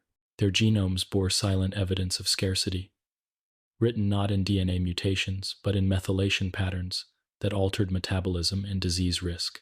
The environment of the womb became part of the lifelong biology of those individuals, a testament to the enduring power of environmental influence. Diet, as part of the environment, deserves special mention. Nutrients provide not only energy and building blocks for the body, but also the raw materials needed for epigenetic modifications. Folate and other B vitamins, for example, contribute methyl groups that can be attached to DNA. Diets rich in these nutrients may promote healthy methylation patterns, while deficiencies can disrupt them. Polyphenols found in plants, such as those in green tea or berries, have been shown to influence histone modifications, gently guiding gene expression. In this way, every meal becomes more than just sustenance. It becomes a signal to the epigenome, shaping biology at a molecular level. Pollution and diet are not the only environmental factors at play. Social environments also exert influence. Studies in animals have shown that maternal care can shape the epigenome of offspring. Rat pups that receive attentive grooming and nurturing from their mothers develop different methylation patterns on genes involved in stress regulation compared to pups that receive less attention. These differences translate into lifelong changes in stress, resilience, and behavior. Though human experiences are more complex, similar patterns have been observed, suggesting that the warmth of social bonds, or their absence, can write themselves into our epigenetic landscapes. The environment also leaves marks across generations. Some epigenetic changes caused by environmental exposures can be passed to offspring, even if the children are never directly exposed themselves. This phenomenon, known as transgenerational epigenetic inheritance, shows how experiences can ripple outward beyond the individual. A famine, a toxin, or a stressful environment may shape not only the person who endures it, but also their children and grandchildren. While much remains to be learned about how widespread and stable such inheritance is, it reveals the profound interconnectedness of biology and environment. To reflect on all this is to see the epigenome not as a closed system, but as an open dialogue. The environment speaks to the genome, and the genome responds with adjustments in marks and expression. These responses can be protective, helping the body adapt to challenges, or they can be harmful, embedding risks into the biology of cells. The outcome depends on the nature of the exposure, the timing, and the resilience of the individual. Yet in every case, the principle remains. Environment and genome are intertwined, inseparable in the story of life. It is calming to realize that this dialogue is ongoing, not fixed. Just as negative environments can leave harmful marks, positive environments can encourage healthy ones. A nourishing diet, clean air, restful sleep, supportive relationships, all can shape the epigenome in ways that promote balance and resilience. The genome listens constantly, taking cues from its surroundings, adjusting. In this, there is both vulnerability and hope, for while we cannot change the DNA we inherit, we can influence how it is read through the environments we inhabit. As you rest with this thought, you may imagine your own cells listening quietly to the world around you. With each breath, each moment of calm or stress, each meal, and each ray of sunlight, your epigenome shifts subtly, responding to the environment. It is not a loud reaction, but a whisper, a gentle adjustment that shapes the story of your life. The world outside leaves its trace within, written in the soft language of methyl groups and histone marks, a reminder that life is not isolated but always in conversation with its surroundings. And so, in the interplay between genome and environment, we see the essence of epigenetics revealed once again. DNA provides the foundation, the stable script, but the environment provides the context, the cues that decide how the script is read. It is a partnership, a dialogue, a continuous exchange that makes life not only possible but adaptive. In this quiet exchange, biology and environment merge, and the story of existence unfolds. 11. Diet and nutrients. If there is one influence on the epigenome that touches our lives each and every day, it is food. Every bite we take carries not only energy to sustain us, but also molecules that feed directly into the machinery of gene regulation. Diet is not merely fuel, nor only a source of building blocks for tissues and cells. It is also information. It provides the very raw materials that the body uses to place epigenetic marks, shaping which genes are switched on and which are gently silenced. In this way, food becomes a language spoken directly to our genome, a continual conversation that begins before birth and lasts throughout life. The most direct example of this relationship comes through DNA methylation. Methyl groups, those small chemical tags that silence genes when attached to DNA, are drawn from nutrients in our diet. Foods rich in folate, vitamin B12, choline, and methionine provide the building blocks for methyl groups, supplying the cell with the means to carry out methylation. Without sufficient intake of these nutrients, the cell's ability to regulate DNA methylation can falter. With an abundance, the capacity to add marks and maintain balance is strengthened. Thus, diet provides the ink with which the epigenome writes its notes in the margins of the genome. This connection has been illustrated most clearly in studies of maternal nutrition during pregnancy. When mothers consume diets deficient in methyl-donating nutrients, the developing fetus may form altered patterns of DNA methylation that persist throughout life. In some cases, These changes can increase susceptibility to disease or shift metabolism in lasting ways. Conversely, when mothers have diets rich in folate and related compounds, methylation patterns can be more stable and protective. One of the most well-known examples of this effect comes from studies in agouti mice. These mice carry a gene that, when active, causes them to be yellow and prone to obesity. When pregnant mothers are fed a diet rich in methyl donors, the agouti gene in their offspring is more heavily methylated, silencing its activity. The pups are born brown and healthy, showing how nutrients can directly alter epigenetic marks across generations. But it is not only methylation that is influenced by food. Histone modifications, too, respond to nutrients and dietary compounds. Polyphenols, the plant-based molecules found in foods like berries, green tea, and red wine, can influence histone, acetylation, and methylation. They act as gentle modulators, adjusting the openness of chromatin and the accessibility of genes. Sulforaphane, a compound found in broccoli and other cruciferous vegetables, has been shown to inhibit enzymes that remove acetyl groups from histones, keeping chromatin more open and genes more active. These effects demonstrate how plants, through their diverse chemistry, provide more than calories. They provide tools for fine-tuning the epigenome. Even fats play a role in epigenetic regulation. Omega-3 fatty acids, abundant in fish and certain plant oils, can influence the expression of genes involved in inflammation by affecting histone modifications and non-coding RNAs. Diets rich in these fats are often associated with reduced inflammation and better cardiovascular health, an effect that is partly mediated through epigenetic pathways. By contrast, diets high in unhealthy, saturated fats may alter epigenetic marks in ways that promote insulin resistance or other metabolic disturbances. Once again, the food we eat leaves signatures far beyond the immediate energy it provides. Proteins, too, contribute. Amino acids, such as methionine and glycine, feed into the methylation cycle, providing substrates for the addition of methyl groups to DNA and histones. The balance of protein in the diet and the quality of amino acids it provides can influence how efficiently the body carries out epigenetic modifications.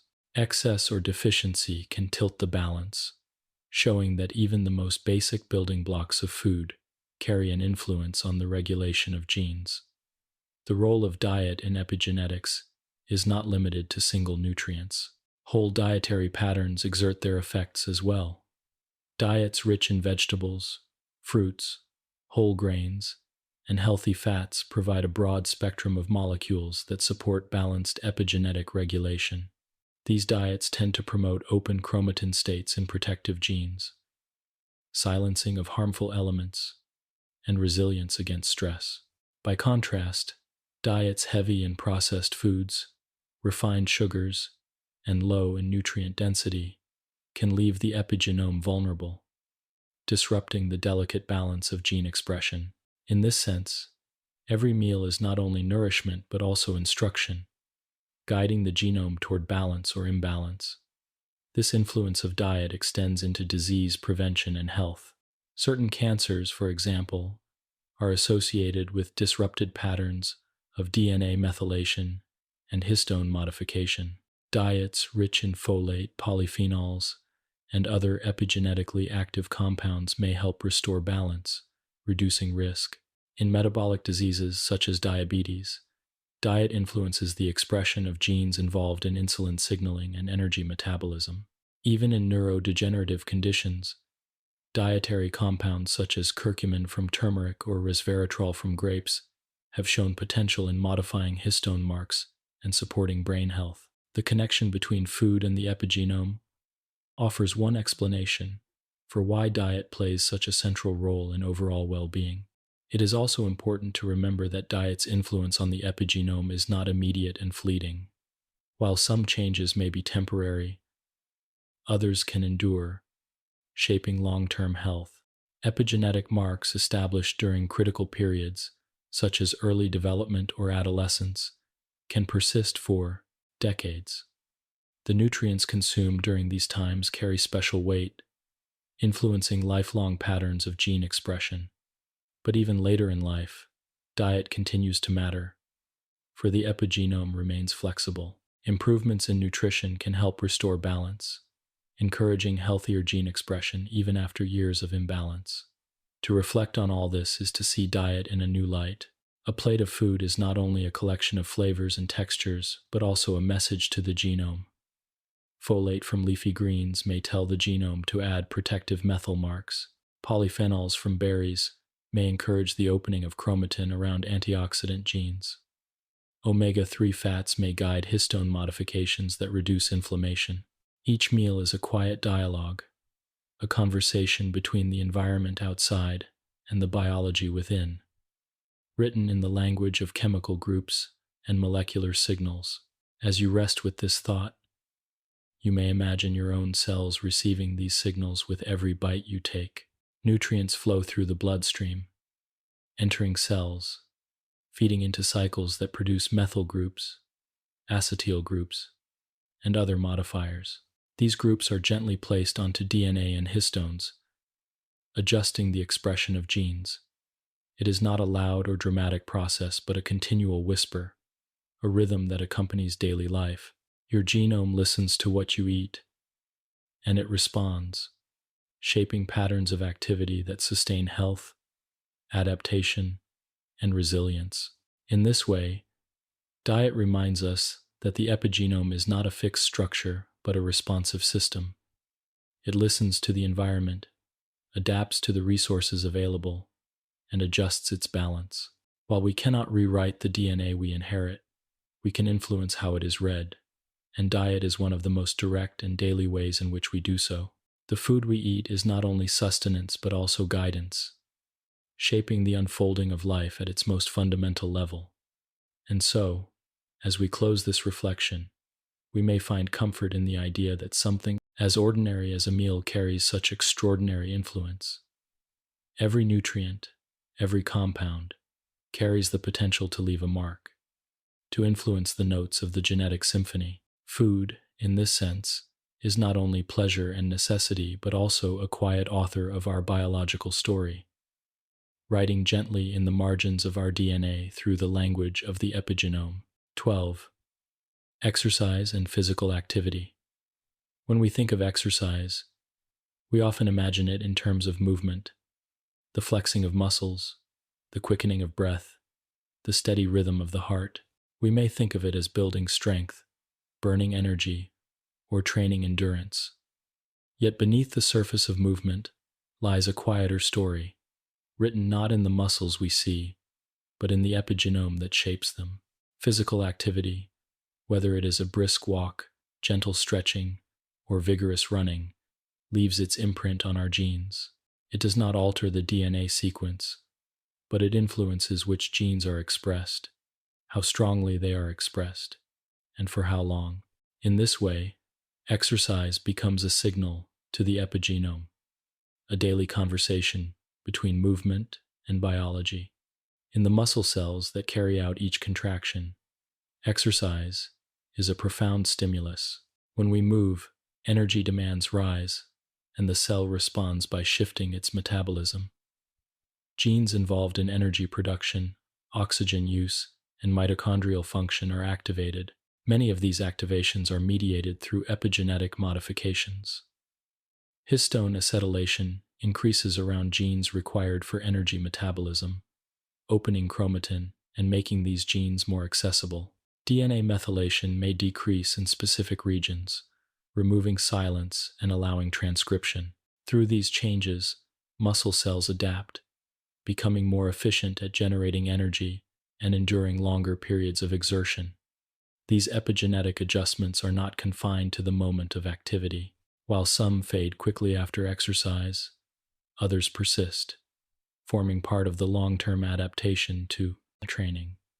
Over weeks and months, repeated signals reshape the epigenome of muscle, creating patterns that support strength, endurance, and resilience.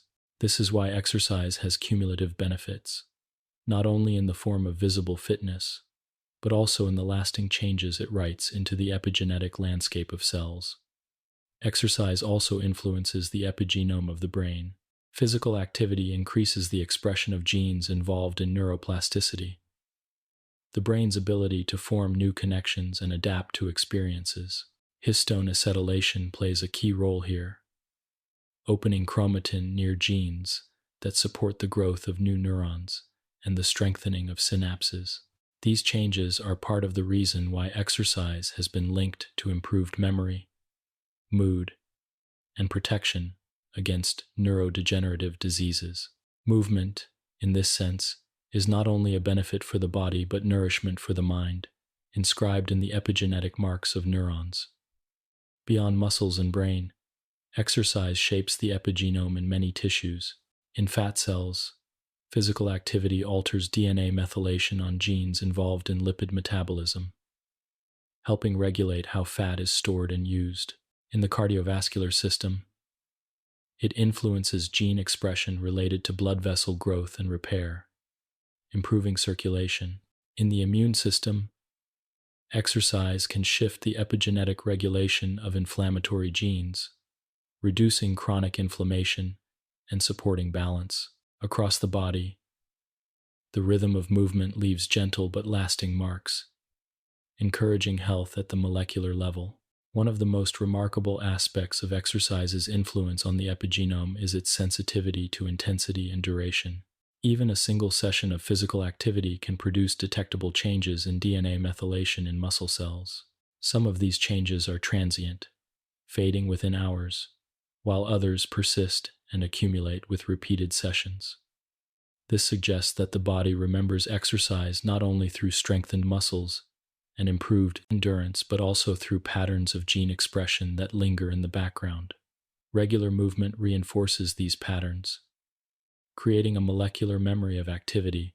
The flexibility of the epigenome means that these changes can be positive, even later in life. Studies have shown that older adults who begin exercising experience beneficial epigenetic shifts, improving the regulation of genes involved in metabolism and repair. This demonstrates that the epigenome is not locked in place with age.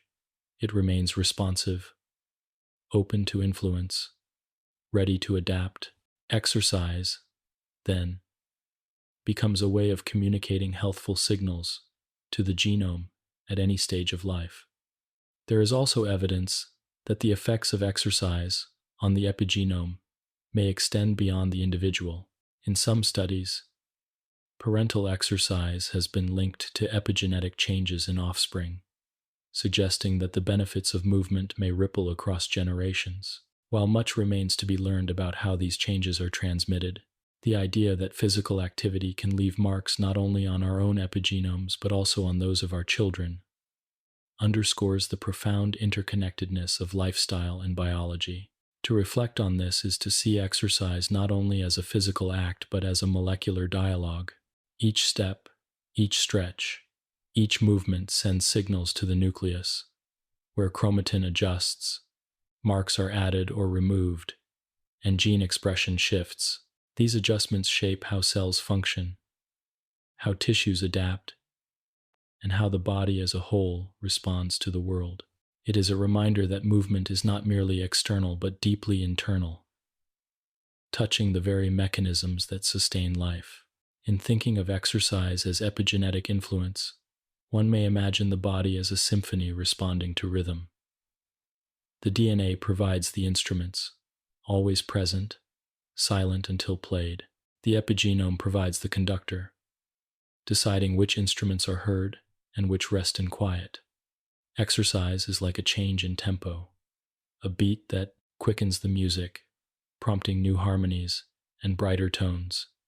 Over time, the symphony adapts to this tempo, becoming more vibrant, more resilient, more attuned to the rhythm of life. What is especially calming in this realization is the gentle nature of the process. Epigenetic changes from exercise are not abrupt or overwhelming. They are incremental, accumulating softly with each movement.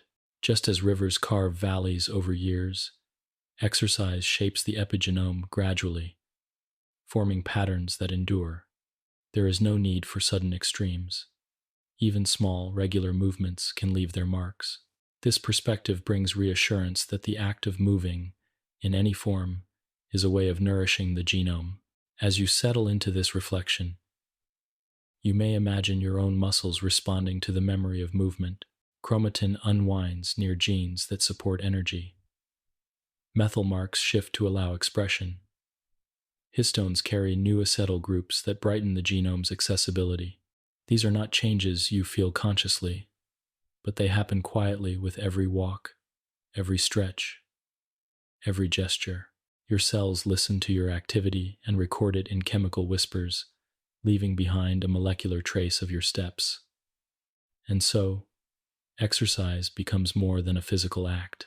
It is a dialogue between body and genome, a form of communication written in the language of epigenetics. It reveals that movement is not only external but deeply internal, shaping biology at the most fundamental level. In its quiet influence, exercise reminds us that health is not separate from daily choices, but intertwined with them, written into the very fabric of our genes. The genome may provide the potential, but exercise, through the epigenome, decides how that potential unfolds, step by step, movement by movement, across the span of life. 13. Stress, sleep, and mental state. Among the many forces that shape the epigenome, few are as profound or as constant as the rhythms of the mind. The experiences of stress, the cycles of sleep, and the fluctuations of mood all leave traces, not only in memory and feeling, but in the molecular patterns that regulate genes. These influences are invisible to the eye, yet they run deep, altering the expression of genes in the brain, in the immune system, and even in the heart. To dwell on them is to realize that our inner lives are not separate from biology, but woven into it, written in the language of epigenetic marks. Stress is often thought of as a momentary experience, the rush of adrenaline, the racing heartbeat, the heightened alertness. In truth, stress is both a short-term response and a long-term influence. When the body perceives a challenge, it releases hormones such as cortisol, which travel through the bloodstream and bind to receptors in many tissues. These receptors then interact with DNA, altering transcription of stress response genes. Some of these changes are temporary, fading once the challenge has passed. But when stress is prolonged, the constant presence of cortisol and related signals can reshape the epigenome, leaving more enduring marks. In the brain, for example, chronic stress has been shown to alter DNA methylation on genes that regulate mood and emotion. Genes involved in serotonin signaling, a pathway critical for feelings of well-being, may be silenced or activated in unusual ways. Histone modifications can also shift, closing off chromatin around protective genes, or opening regions that reinforce the stress response. The result is a biology that adapts to constant stress, but at a cost greater susceptibility to anxiety, depression, or cognitive decline. The environment of the mind becomes etched into the genome, a silent record of tension. Yet just as stress can leave harmful marks, nurturing environments and moments of calm can foster resilience. Social support, relaxation, and practices such as meditation have been shown to alter the epigenome in beneficial ways. Mindfulness or relaxation. Genes involved in inflammation may be silenced, while those that promote repair and balance become more active. These findings suggest that the mind is not only a recipient of epigenetic influence, but also a guide, capable of shaping the genome through states of calm and presence. The dialogue between inner state and epigenome is continuous, and it can be tuned toward balance as well as disruption. Sleep, too, is a powerful regulator of the epigenome. The body's circadian rhythm, its internal clock, depends on the rhythmic expression of genes that rise and fall over a 24-hour cycle. This rhythm is coordinated by epigenetic mechanisms, with histone acetylation and DNA methylation oscillating in patterns that match the day and night. When sleep is regular and restorative, these cycles run smoothly, keeping metabolism, immunity, and cognition in balance. But when sleep is disrupted, whether by irregular schedules, stress, or illness, the epigenome can lose its rhythm. Genes that should be active at night may remain silent, while others that require rest may remain switched on. The result is a disturbance that ripples outward, affecting energy, mood, and long-term health. Research has shown that chronic sleep deprivation can alter methylation patterns in genes related to inflammation, stress response, and neuroplasticity. These changes are subtle but cumulative, creating a biology that is less resilient, more prone to fatigue, and more vulnerable to disease. Yet the reverse is also true. Restful, consistent sleep supports healthy epigenetic regulation, reinforcing the cycles of activity and rest that sustain the body. In this way, sleep is not simply a pause from life, but an active participant in molecular renewal, guiding the genome toward balance. The mind, through its shifting states of thought and emotion, also shapes the epigenome in ways still being uncovered. Feelings of loneliness, for instance, have been associated with changes in the expression of genes involved in immunity, mediated by epigenetic regulation. Chronic worry or anxiety may alter patterns of histone modification in brain cells, influencing how neurons respond to signals. Conversely, positive emotions and experiences of connection can activate protective pathways, reinforcing health through subtle epigenetic shifts. These findings reveal that the quality of our mental state is not abstract but embodied, written into the regulation of genes. One of the most fascinating aspects of this interplay is that it works both ways. The epigenome influences the mind, just as the mind influences the epigenome. Marks on genes that regulate neurotransmitters, for example, can shape mood and cognition, influencing how experiences are perceived.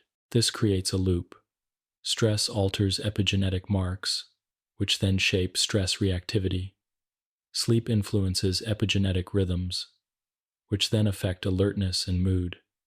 Emotions shift epigenetic patterns, which in turn shape future emotions. In this feedback, biology and experience are inseparable, two sides of the same coin. The possibility of resilience within this system brings comfort. Epigenetic marks are not fixed. They can be rewritten. Stress may leave its marks, but rest, social connection, and healing experiences can reshape them. Sleep disruptions may alter the genome, but restorative cycles can restore balance. Negative states may tilt biology, but positive ones can bring it back. The genome is a listener, sensitive to the rhythm of inner life, always responding, always adapting. This flexibility offers a sense of hope, a reminder that change is always possible at the molecular level. It is calming to imagine the epigenome as a quiet mirror of the mind. When stress is high, the mirror reflects tension, adding marks that prepare the body for vigilance. When rest is deep, the mirror reflects renewal, restoring openness and balance. When joy or connection is present, the mirror reflects strength, activating pathways of health. The genome itself is constant, but the epigenome, like a reflection on water, shifts with the conditions of the mind and body. It is never still, but always responsive, always alive. As you rest with these thoughts, you may picture your own epigenome, listening softly to the rhythm of your breath, the quality of your sleep, the tone of your thoughts. Each deep rest writes renewal into your genes. Each moment of calm leaves its impression. Each supportive connection brings balance to the molecular dialogue. The epigenome is not distant but intimate, reflecting your inner state in the language of chemical marks, writing the story of your life in silence and subtlety. And so, stress, sleep, and mental state remind us that epigenetics is not only a response to the outer environment, but also to the inner one. It is shaped not only by what we eat and breathe, but by what we feel and how we rest. It bridges biology and experience, weaving the physical and the emotional into one seamless fabric. In this gentle weaving, we see the unity of life, body, and mind as one, genome and epigenome in dialogue, responding to each moment with quiet precision. It is here, in the whispers of stress, in the renewal of sleep, in the rise and fall of emotion, that the epigenome records the story of our inner world, making it part of the biology that sustains us. 14. Developmental epigenetics.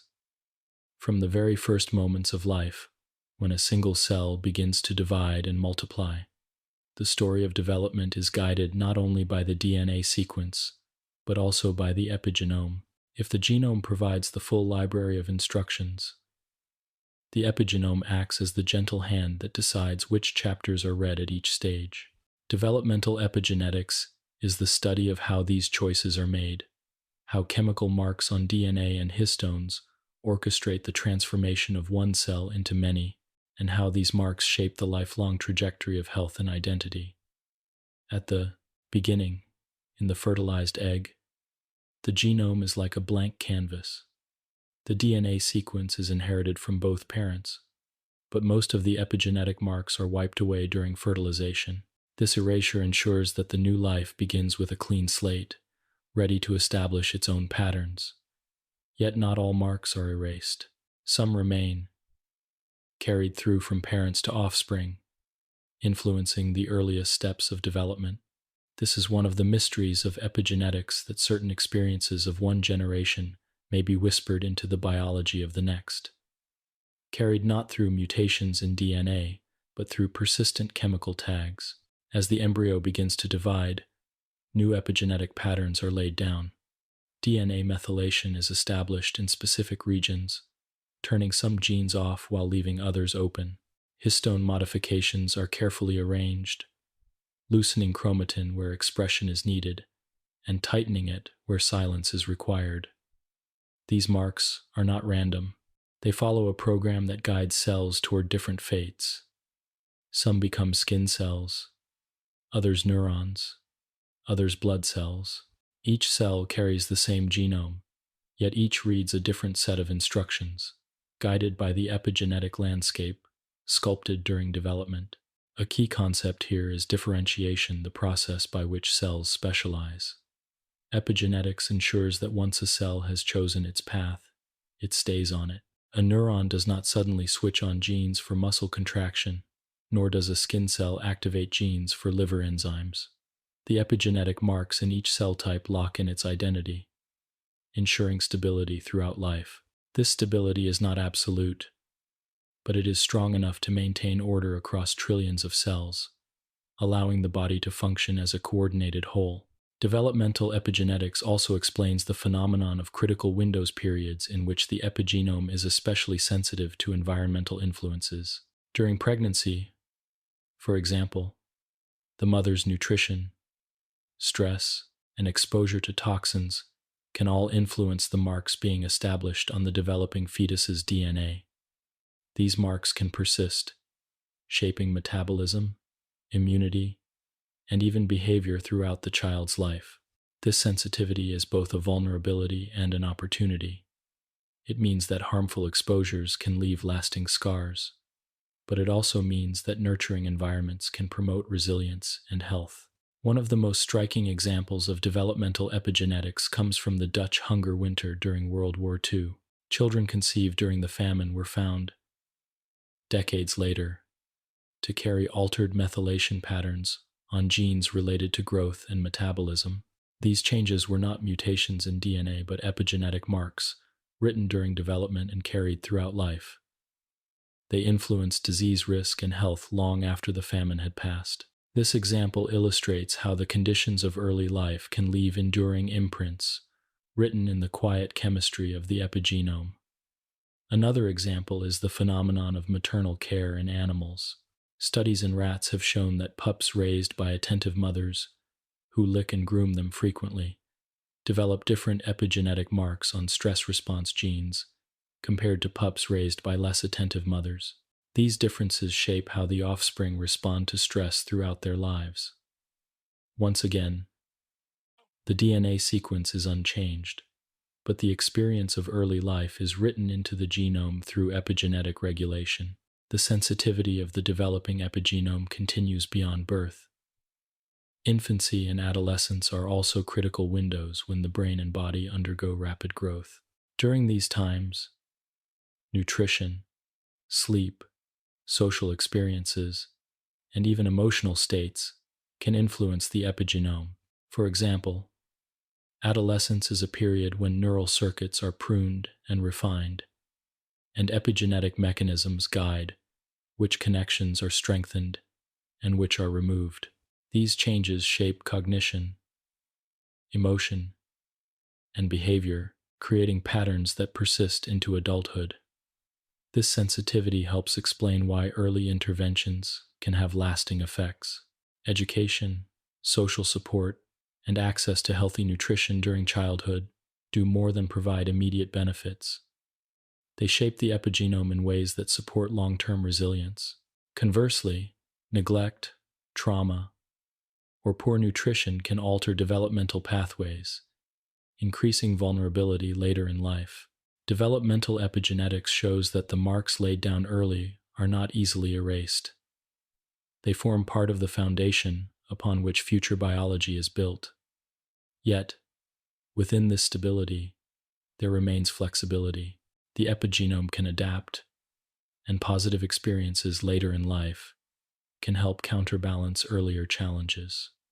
While the marks established during critical windows are powerful, they are not unchangeable. Exercise, nurturing environments, and supportive relationships can reshape epigenetic patterns, offering new directions even after difficult beginnings. This adaptability provides hope, showing that development is not a closed book but a living story, capable of revision. Developmental epigenetics also reminds us that identity is not solely determined by DNA. The same genome can produce many outcomes, depending on how it is regulated. This is why identical twins, who share the same DNA, can diverge in appearance, health, and behavior as they age. Differences in their environments, even subtle ones, lead to differences in their epigenomes, which accumulate over time. Their shared DNA is a foundation, but their epigenetic landscapes diverge, shaping unique lives. To reflect on developmental epigenetics is to see life as a delicate balance between inheritance and experience. The genome provides the raw material, but the epigenome shapes how that material is used. Development is not predetermined but guided, influenced by both the stability of DNA and the fluidity of environment. It is a process both precise and responsive, stable enough to create order but flexible enough to allow adaptation. As you rest with this thought, you may imagine the journey of a single cell, dividing, differentiating, and becoming part of a living body. At each stage, epigenetic marks guide its path, opening some chapters of the genome and closing others. The cell carries the same DNA as every other cell, yet its identity is unique, shaped by the choices of the epigenome.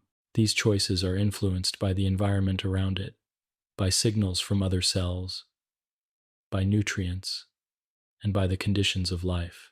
Together, they form a story of development, written not only in DNA but in the marks that decorate it. And so, developmental epigenetics shows us the unity of inheritance and experience. It reveals that the journey from a single cell to a human being is not simply a matter of DNA unfolding, but of epigenetic regulation guiding the way.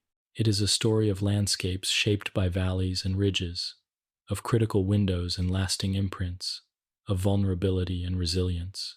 In its quiet chemistry, the epigenome writes the story of development, carrying forward the whispers of the past while shaping the possibilities of the future.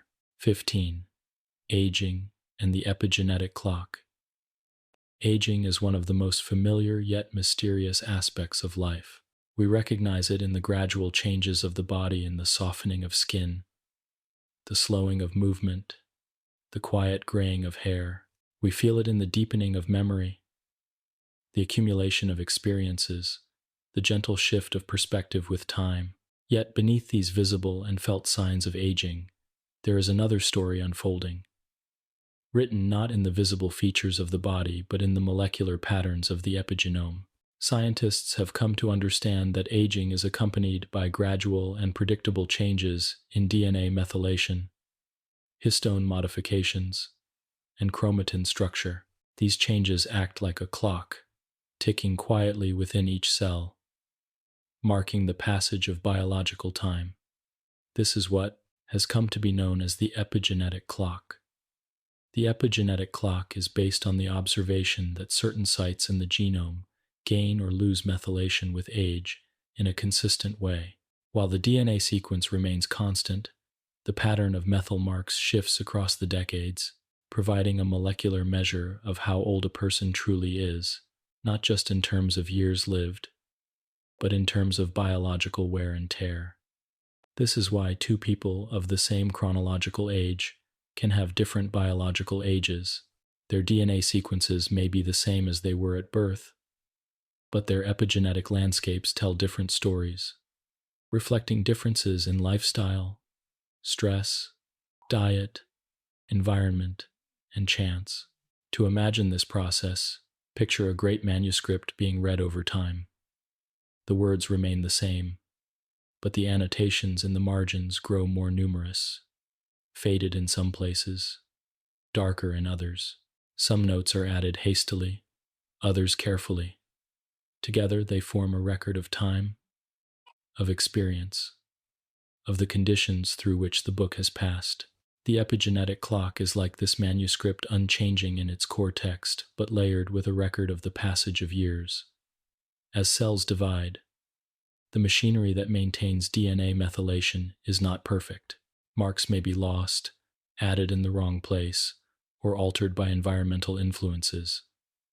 Over time, these small imperfections accumulate, changing the overall pattern of methylation.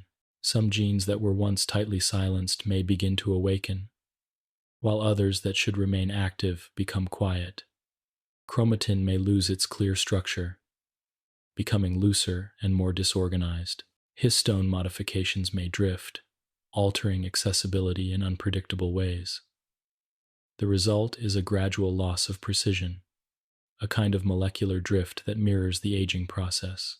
These changes are not only markers of age but contributors to aging itself.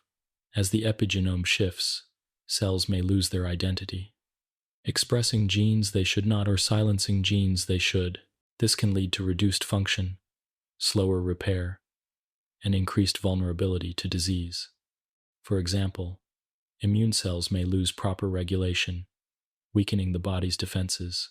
Neurons may alter their gene expression in ways that affect memory and cognition. Stem cells, which provide renewal to tissues, may lose their capacity to differentiate correctly. Aging, in this view, is not only the result of accumulated damage but also the outcome of gradual epigenetic drift. Yet, within this drift lies remarkable consistency. The discovery of the epigenetic clock revealed that despite the complexity of the genome, aging follows a predictable trajectory.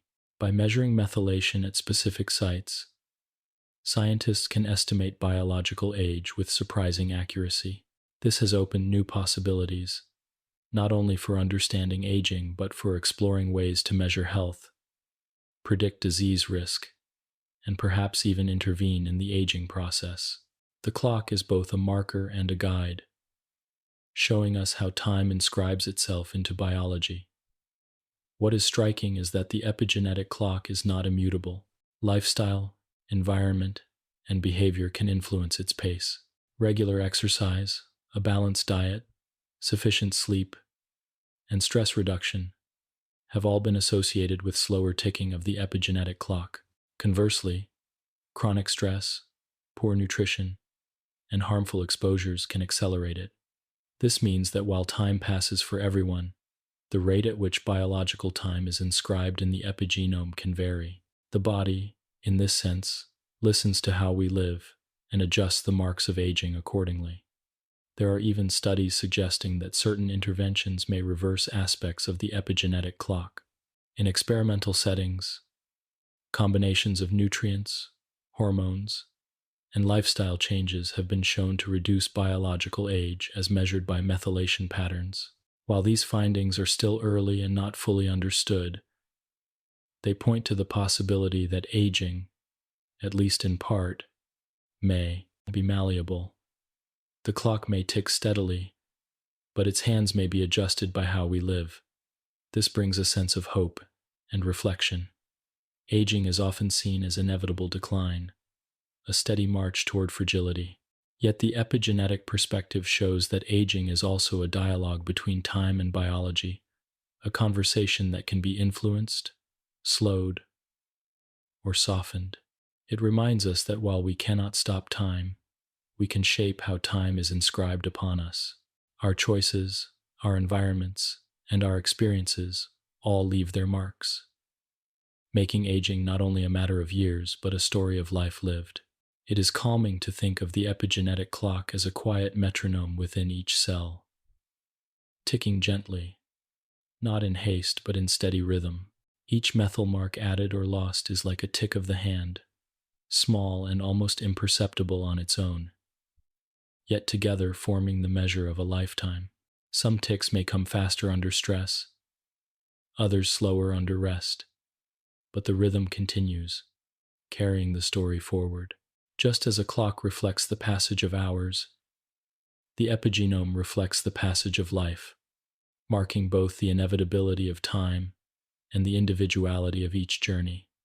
Aging is thus not only decline but memory.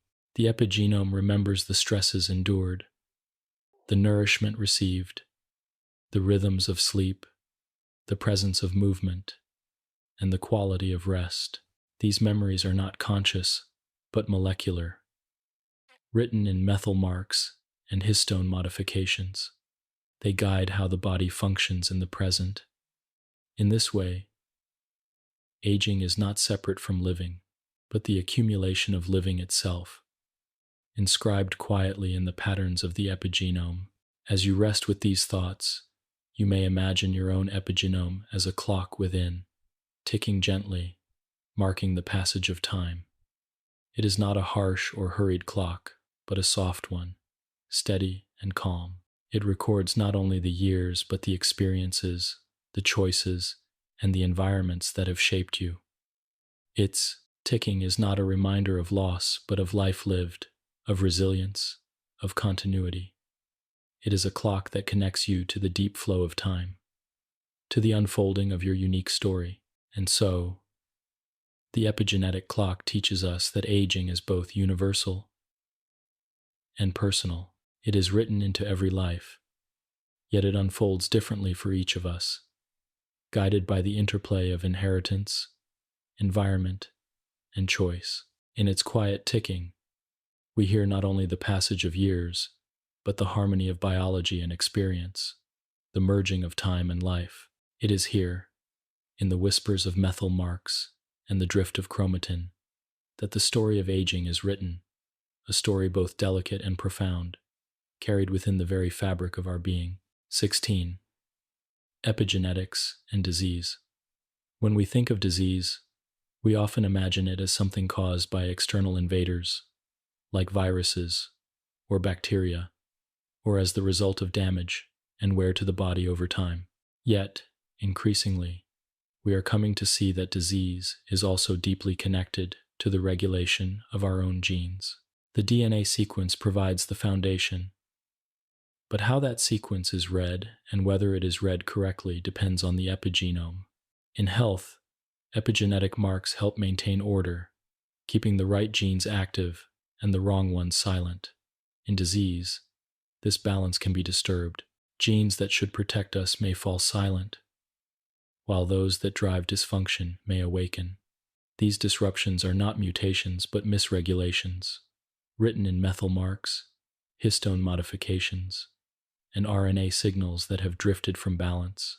To reflect on epigenetics and disease is to see illness not only as damage but also as a misalignment of the genome's regulation.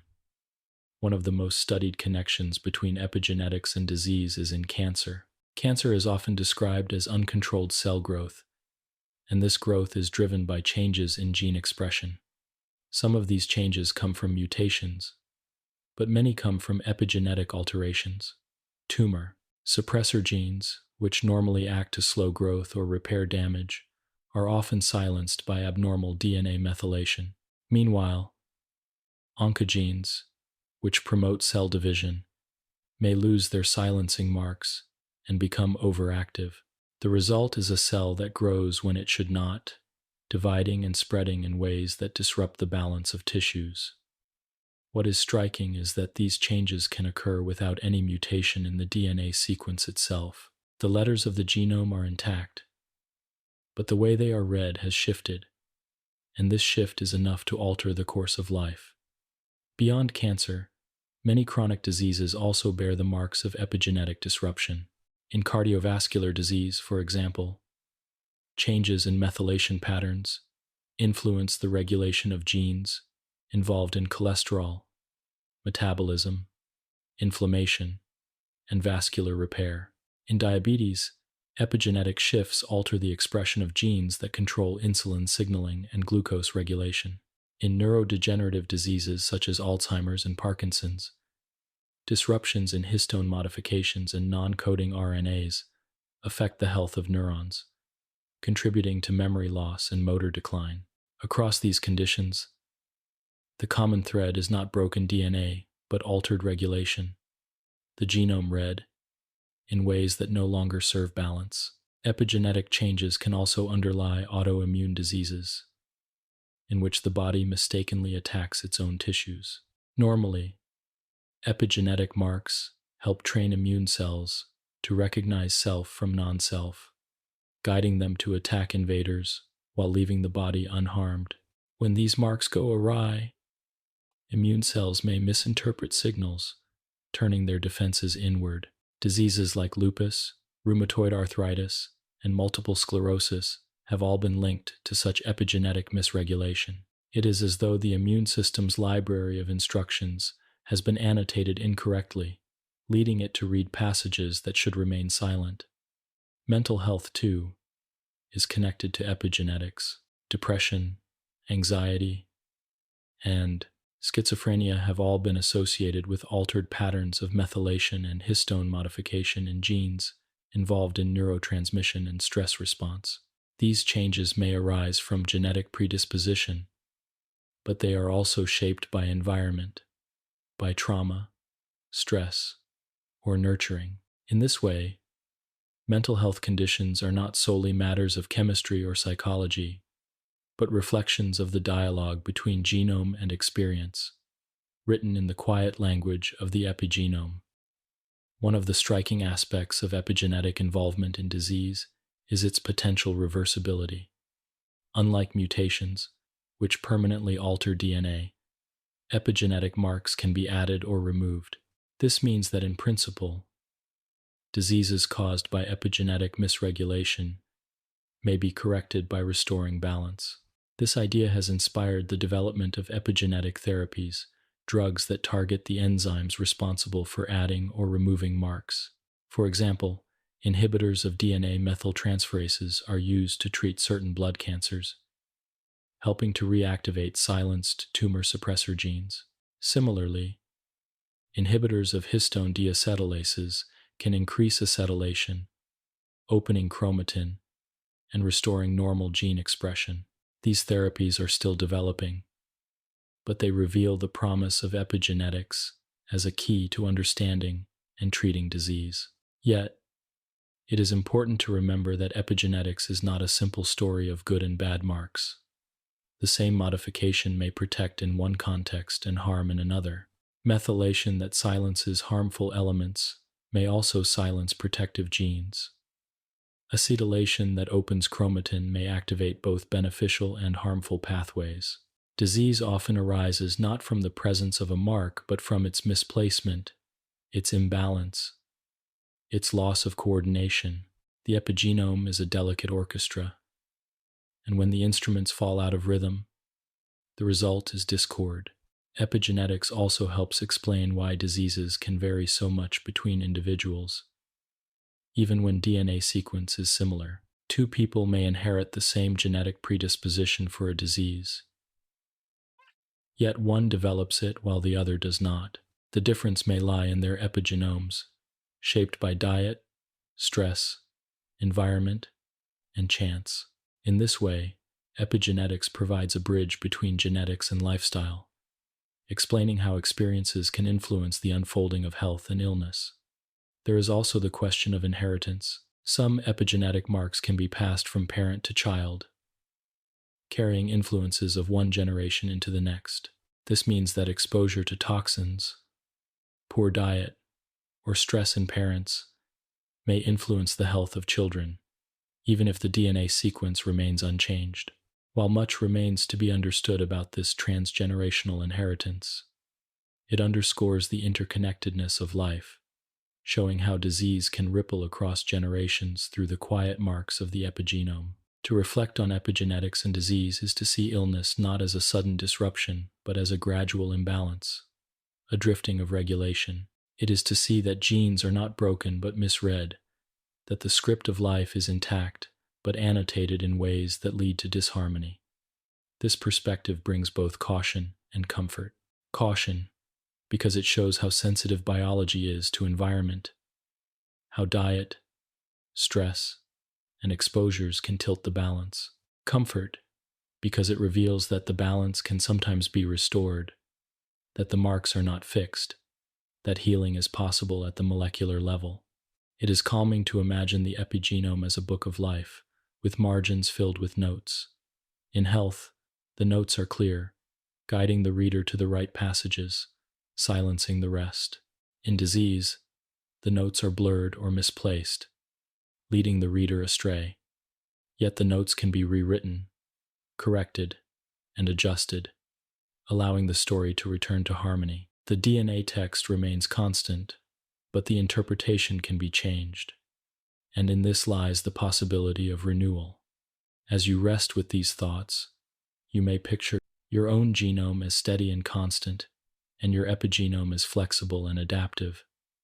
It listens to your life, responds to your experiences, and shapes your biology. Sometimes it may falter, sometimes it may misplace its marks, but it remains alive. Even in the face of disease, there is the possibility of rebalancing, of restoring the silent whispers that guide the genome toward health. And so, epigenetics and disease remind us of the deep connection between life's fragility and resilience. They show us that illness is not always a matter of broken code, but of altered regulation, a misreading that can sometimes be set right. In this quiet interplay of marks and messages, we find both the vulnerability of life and its remarkable capacity to adapt, endure, and renew. 17. Epigenetic inheritance. The story of inheritance is often told in simple terms. Parents pass their DNA to their children, and the sequence of nucleotides carries forward traits, tendencies, and possibilities. For much of scientific history, this was thought to be the complete story, the unbroken chain of letters passed unchanged from one generation to the next. Yet the study of epigenetics has revealed that inheritance is not quite so simple. While DNA is indeed transmitted intact, some of the chemical marks placed upon it, the methyl groups, the histone modifications, and the non-coding RNAs, can also be passed across generations. These marks do not alter the letters of the code, but they influence how that code is read. And when they are preserved through reproduction, they carry echoes of life experiences from one generation into the next. This is what is known as epigenetic inheritance. To understand this, it is helpful to recall that during fertilization, most epigenetic marks are erased. When sperm and egg meet, the resulting zygote undergoes waves of demethylation and remethylation, stripping away most of the annotations to begin again with a fresh slate. This reset is critical, allowing the embryo to develop its own program of gene expression without being bound too tightly by the experiences of the parents. And yet, not all marks are erased. Some persist through this reset, carried like faint imprints into the new life. It is in these persistent marks that the possibility of epigenetic inheritance arises. One of the clearest examples comes from genomic imprinting, a process where only one copy of a gene, either the maternal or paternal, is expressed, while the other is silenced by methylation. These imprints are established in the germ cells of the parents and passed on to offspring, where they regulate critical aspects of development. Disorders of imprinting can lead to significant conditions, showing how powerful these inherited marks can be. While imprinting is a well-understood form of epigenetic inheritance, it is not the only one.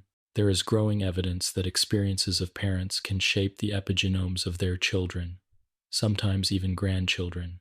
Studies in animals have shown that stress, diet, or exposure to toxins can alter DNA methylation or non-coding RNA in sperm or eggs, and these changes can influence offspring. For example, in mice, a father's diet low in protein has been shown to alter methylation patterns in genes related to lipid metabolism in his offspring.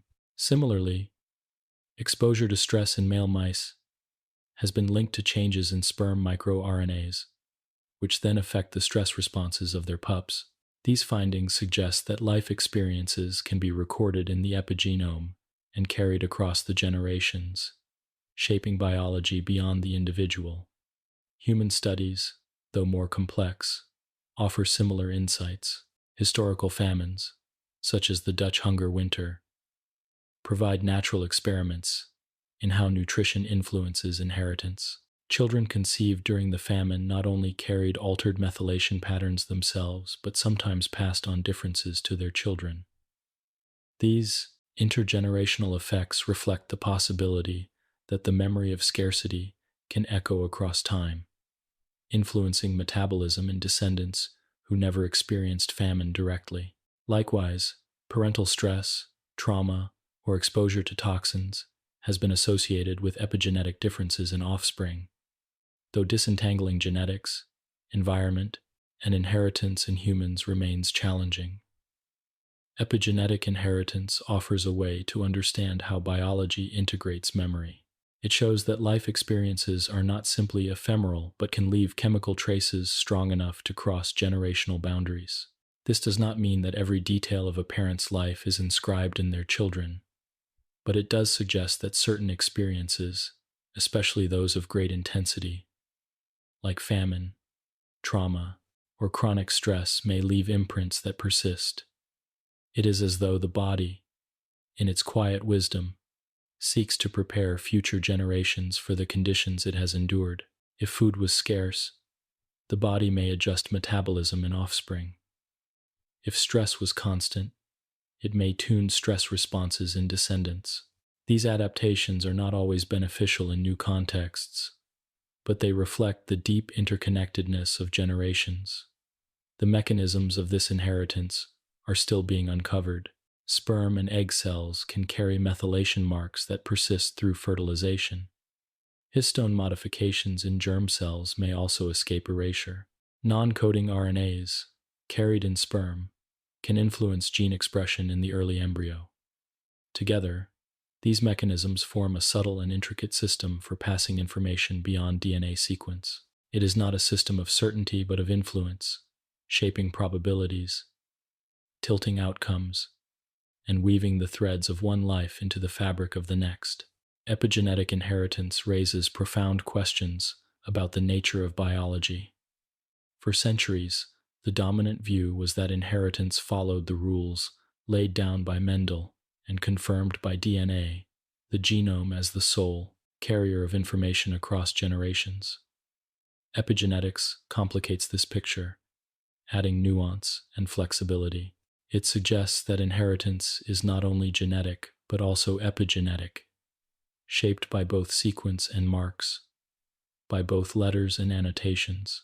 It shows that life is not only about the past encoded in DNA, but also about the past remembered in chemical whispers. This perspective invites reflection on responsibility and continuity. If experiences can leave epigenetic marks that influence children and grandchildren, then the boundaries of self expand. Life is not lived in isolation, but as part of a chain, each generation influencing the next, not only through genes, but through the regulation of those genes. This is not to suggest determinism. Offspring are not bound by the experiences of parents, but rather to recognize that biology is sensitive, responsive, and interconnected. The marks of one life can ripple outward, touching those who come after. It is calming, in its way, to see inheritance as a layered process. DNA provides the stable foundation, the script of life carried faithfully from generation to generation. Epigenetic marks provide the annotations, some erased, some preserved, shaping how the script is read in each new life. The combination of stability and flexibility allows continuity without rigidity, memory without permanence. It allows life to be both rooted in the past and open to the present. As you rest with this thought, you may picture inheritance as a book passed from hand to hand. The words remain the same, but the notes in the margins shift. Some notes are erased at each passing, while others remain, faint but legible, carried across the pages of generations. Each new reader adds their own annotations, influenced by their life and environment. The book is the same, yet it is never the same, always carrying traces of those who came before.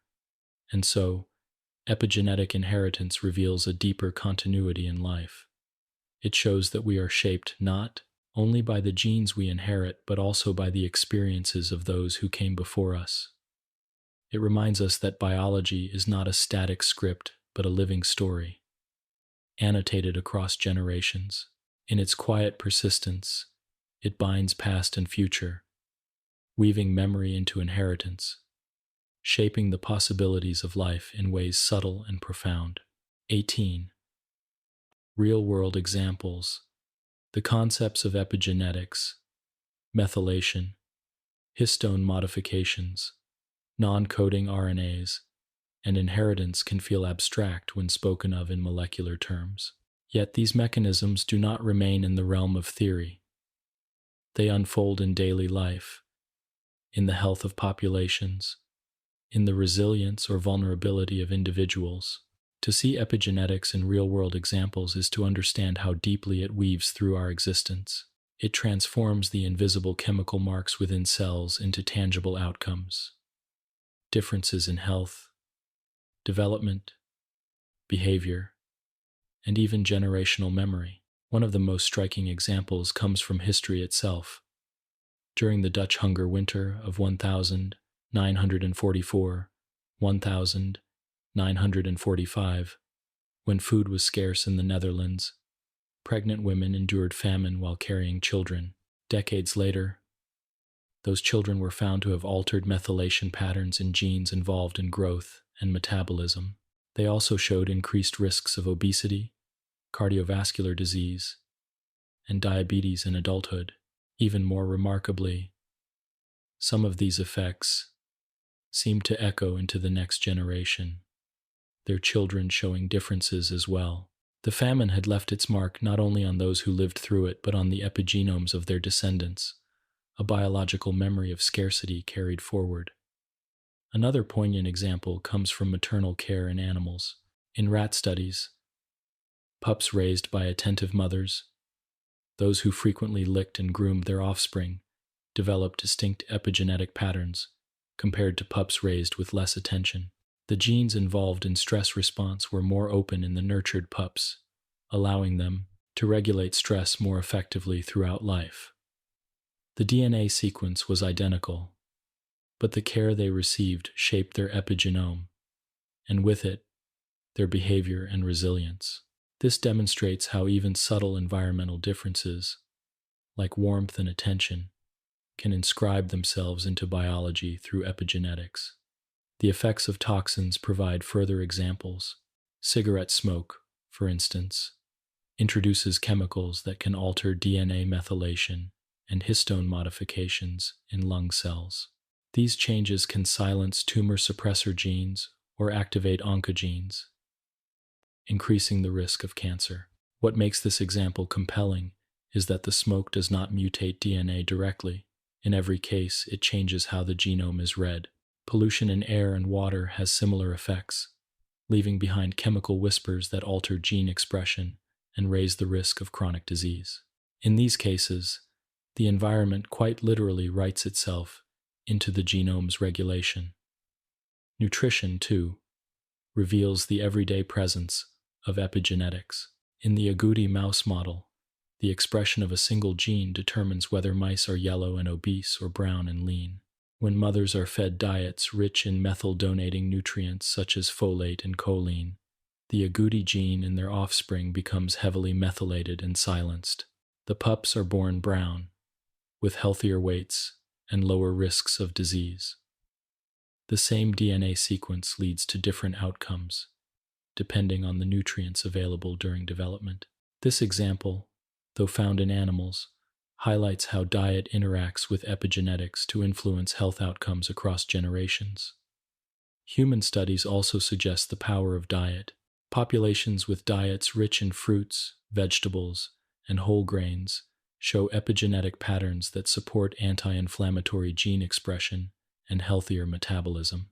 Conversely, diets high in processed foods and refined sugars are linked to epigenetic changes that increase risk for obesity, diabetes, and heart disease.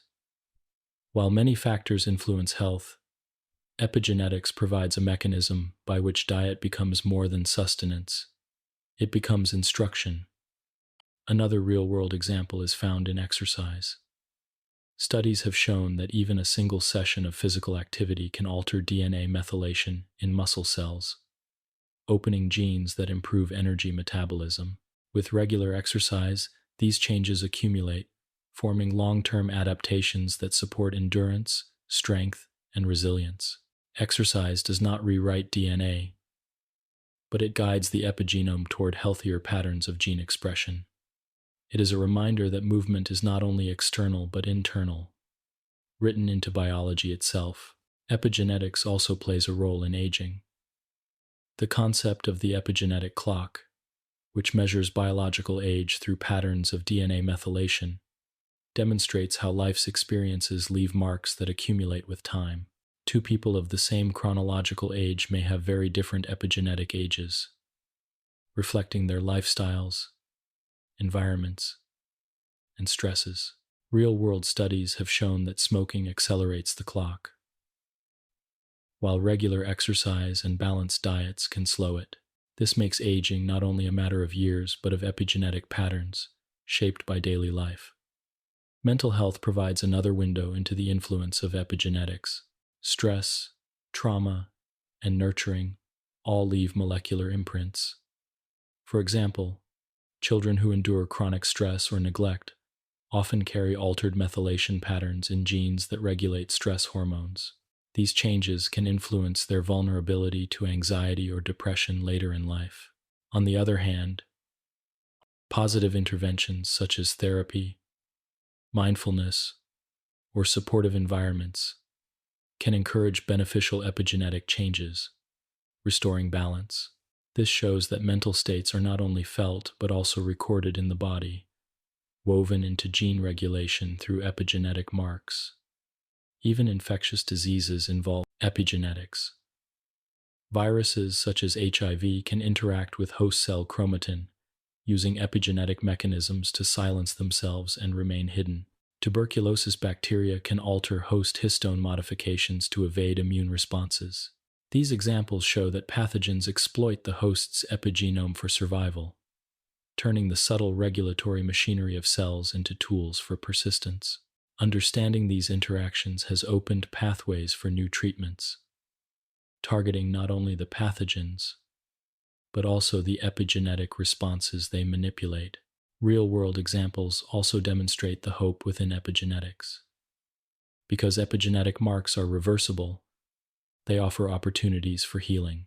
Drugs that target DNA methylation or histone modifications are already in use for some cancers, reactivating silenced protective genes. Dietary changes, exercise, and stress reduction can restore healthier epigenetic patterns. Even practices like meditation and deep sleep have been linked to shifts in gene expression through epigenetic mechanisms. These examples suggest that while the epigenome carries memory of past influences, it also remains open to renewal. To reflect on these examples is to see epigenetics as a bridge between the molecular and the everyday. It explains how famine becomes a legacy in descendants, how nurture shapes resilience, how toxins leave scars, and how diet, exercise, and rest sustain health. It shows that genes are not isolated codes but living scripts, responsive to the world around them. The real world and the molecular world are not separate. They are intertwined, each influencing the other in continuous dialogue. It is calming to imagine this interplay as a gentle exchange. The environment speaks to the genome in whispers of chemical marks, and the genome responds by adjusting expression. The famine speaks of scarcity, and the genome remembers. The nurturing touch speaks of safety, and the genome opens protective pathways.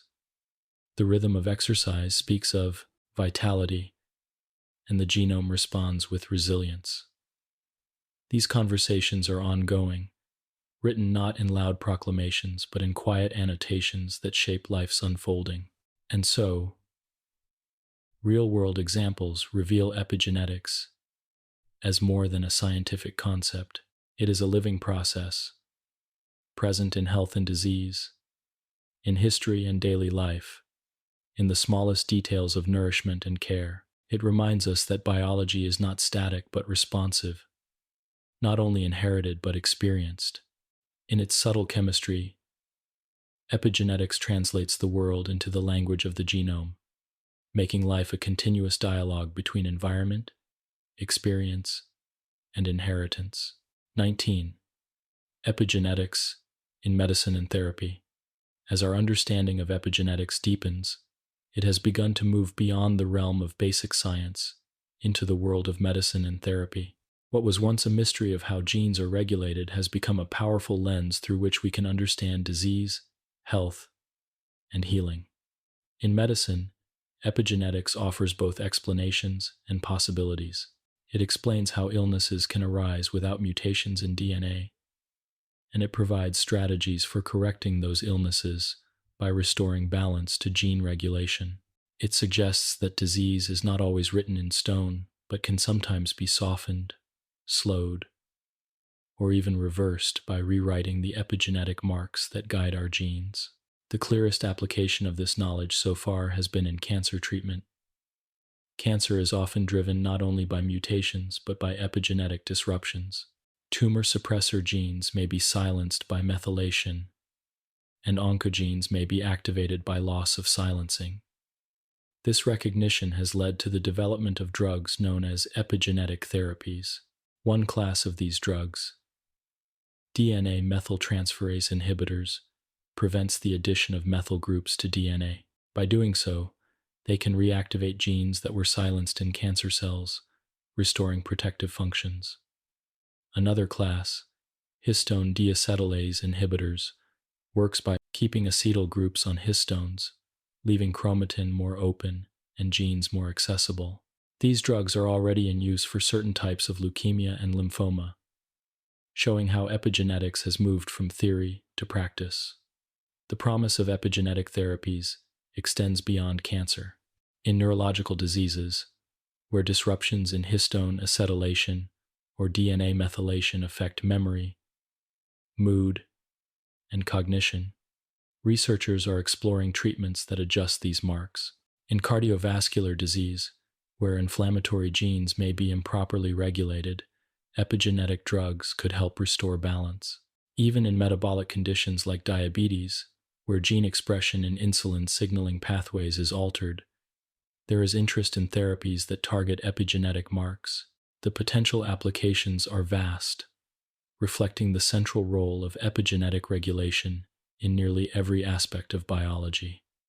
But epigenetics in medicine is not only about drugs, it is also about lifestyle and environment, because epigenetic marks are influenced by diet, exercise, stress, and sleep. These everyday factors become therapeutic tools in themselves.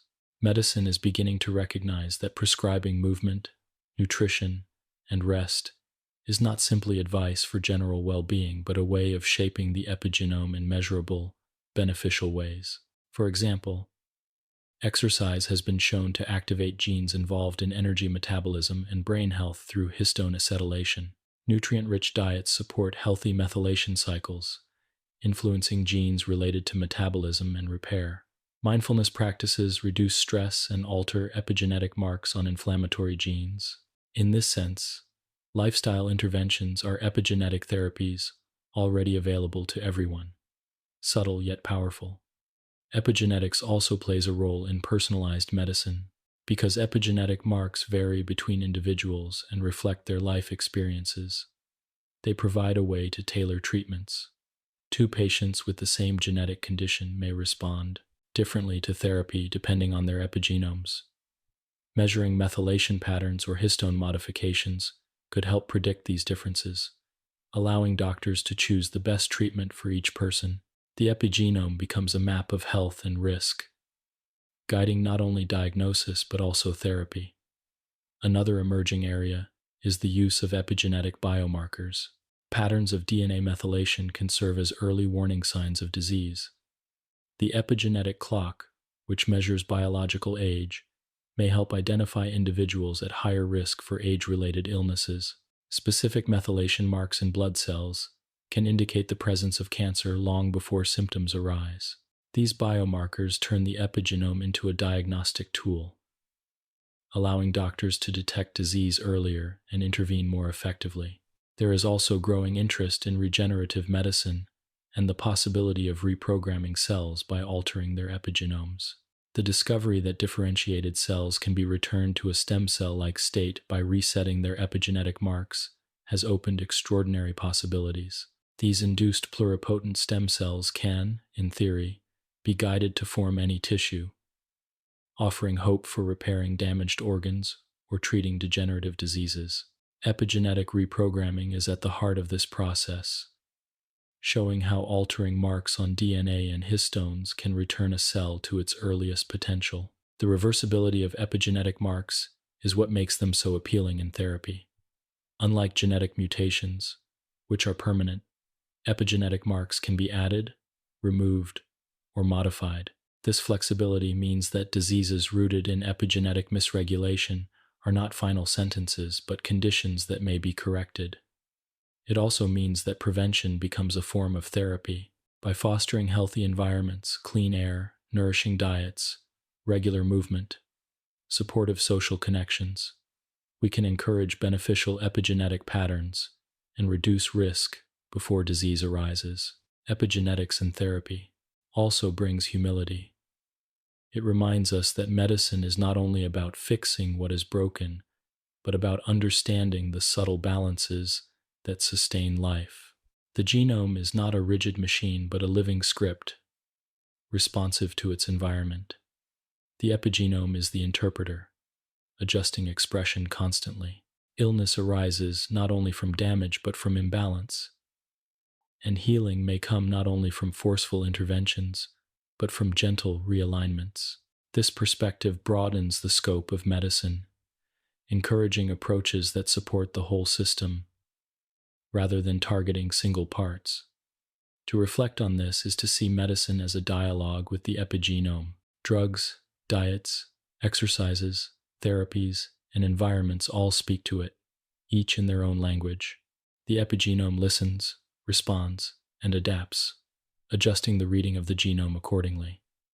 Sometimes the dialogue goes astray, leading to disease, but it can often be guided back toward balance. Medicine, then, becomes not only the science of repair, but the art of communication, shaping the whispers of the epigenome to restore harmony. It is calming to think of the epigenome as a gentle listener, always attentive to the signals of life. When medicine intervenes, it is not imposing force but joining the conversation, suggesting new directions for gene expression. A drug that removes methyl marks is a voice urging a silenced gene to speak again. A diet rich in nutrients is a quiet offering of tools for methylation and acetylation. Exercise is a rhythm, opening chromatin to genes of energy and repair. Rest is a pause, allowing the genome to reset its balance. Each is a form of therapy, a way of shaping the inner dialogue of life. As you rest with these thoughts, you may picture medicine not as something separate from biology, but as part of its flow. The genome is steady, the epigenome responsive, and medicine is the gentle hand that guides the interplay between them. Sometimes it corrects errors, sometimes it strengthens resilience, and sometimes it simply reminds the body of the balance it already knows how to keep. In this quiet partnership, therapy becomes not an external force but a companion, walking alongside the epigenome on its journey. And so, epigenetics in medicine and therapy reveals a vision of healing that is both scientific and human. It shows us that disease is not only written in mutations, but also in marks that can be rewritten. It shows us that treatment is not only about fixing broken parts, but about restoring harmony in the reading of the genome. It reminds us that life is flexible, resilient, and responsive, always open to influence. In the whispers of the epigenome, medicine finds a partner, and in this partnership lies the possibility of renewal, balance, and healing. 20. Future directions and closing thoughts. As we reach the final part of this long and quiet exploration of epigenetics, it is fitting to turn our gaze forward. We have seen how methyl groups, histones, and non-coding RNAs guide the reading of the genome, how environment, diet, exercise, stress, and rest all leave their traces, and how these subtle marks influence health, disease, and inheritance. The story of epigenetics is still being written, and its future is filled with both mystery and possibility. To reflect on where it is heading is to glimpse not only the frontiers of science, but also the enduring truth that life is fluid, responsive, and connected. In the future, one of the most promising directions lies in medicine. Already, drugs that target DNA methylation and histone modifications are being used to treat certain cancers. But this is only the beginning. Researchers envision therapies that are more precise, able to target specific genes or pathways without affecting others. This precision could allow doctors to correct misregulation at its source, silencing harmful genes while restoring protective ones. Beyond drugs, scientists are exploring the possibility of reprogramming the epigenome directly, resetting cells to a healthier state. The discovery of induced pluripotent stem cells has already shown that epigenetic marks can be erased and rewritten, turning differentiated cells back into stem cells. In the future, this ability may be refined into therapies for regenerating tissues, repairing damage, or even slowing aspects of aging. The idea of slowing or reversing the epigenetic clock is another avenue of research.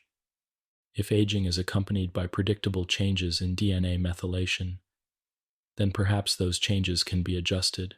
Studies have already suggested that lifestyle, nutrition, and certain treatments can reduce biological age as measured by the epigenetic clock. If these findings continue to grow, they may lead to therapies aimed at extending health span, the years of life spent in vitality, rather than merely prolonging lifespan. The prospect of guiding the epigenome to age more gracefully is one of the most intriguing and hopeful possibilities on the horizon.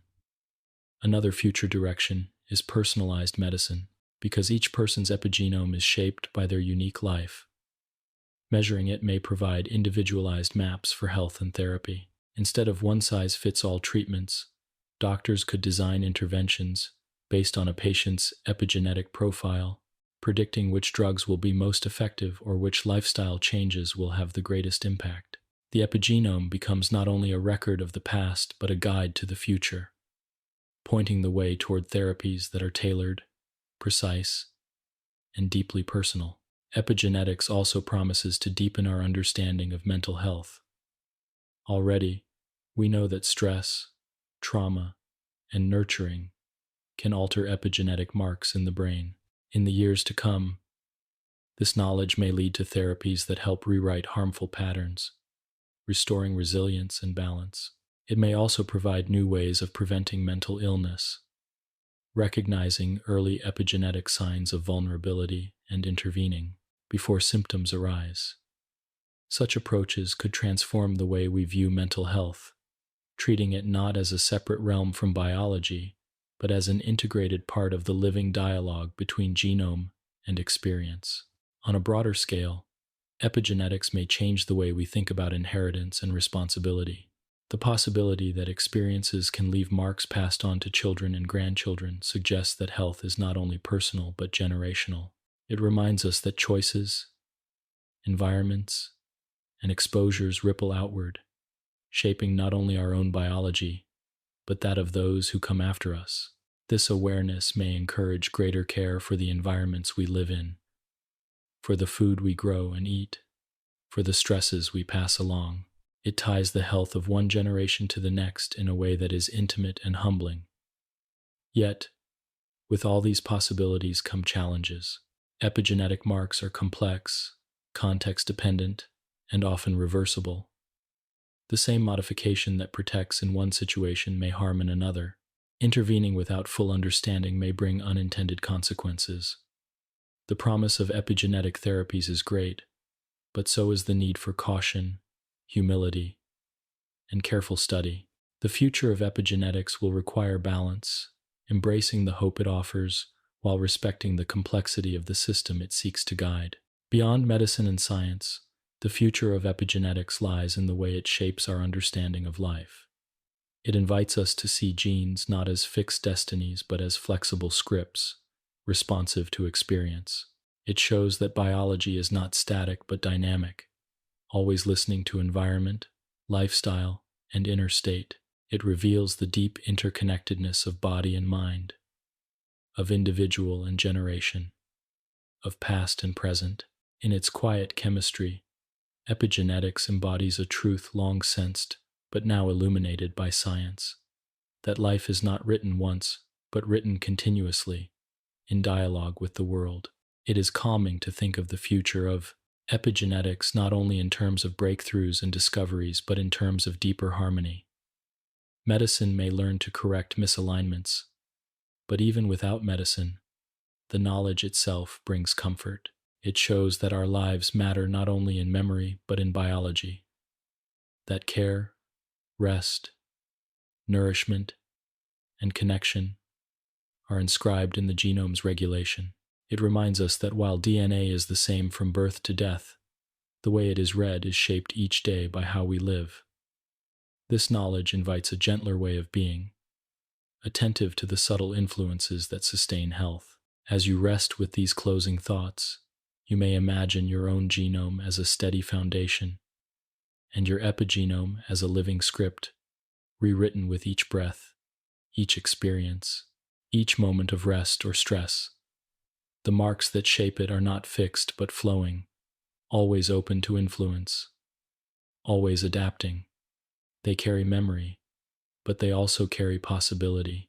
They whisper of the past, but they also guide the future. In their quiet presence lies the story of life itself, unfolding with grace and continuity.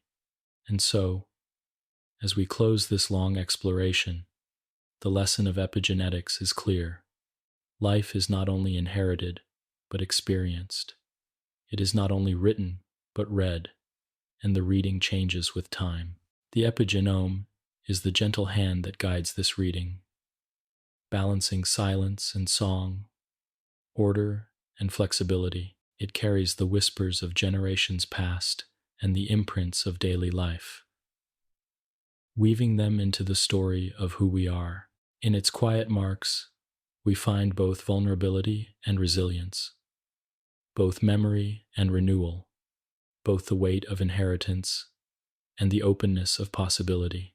This is the future and the closing truth of epigenetics, that life is a dialogue, written in DNA and annotated by experience, unfolding in whispers that shape the story of existence itself.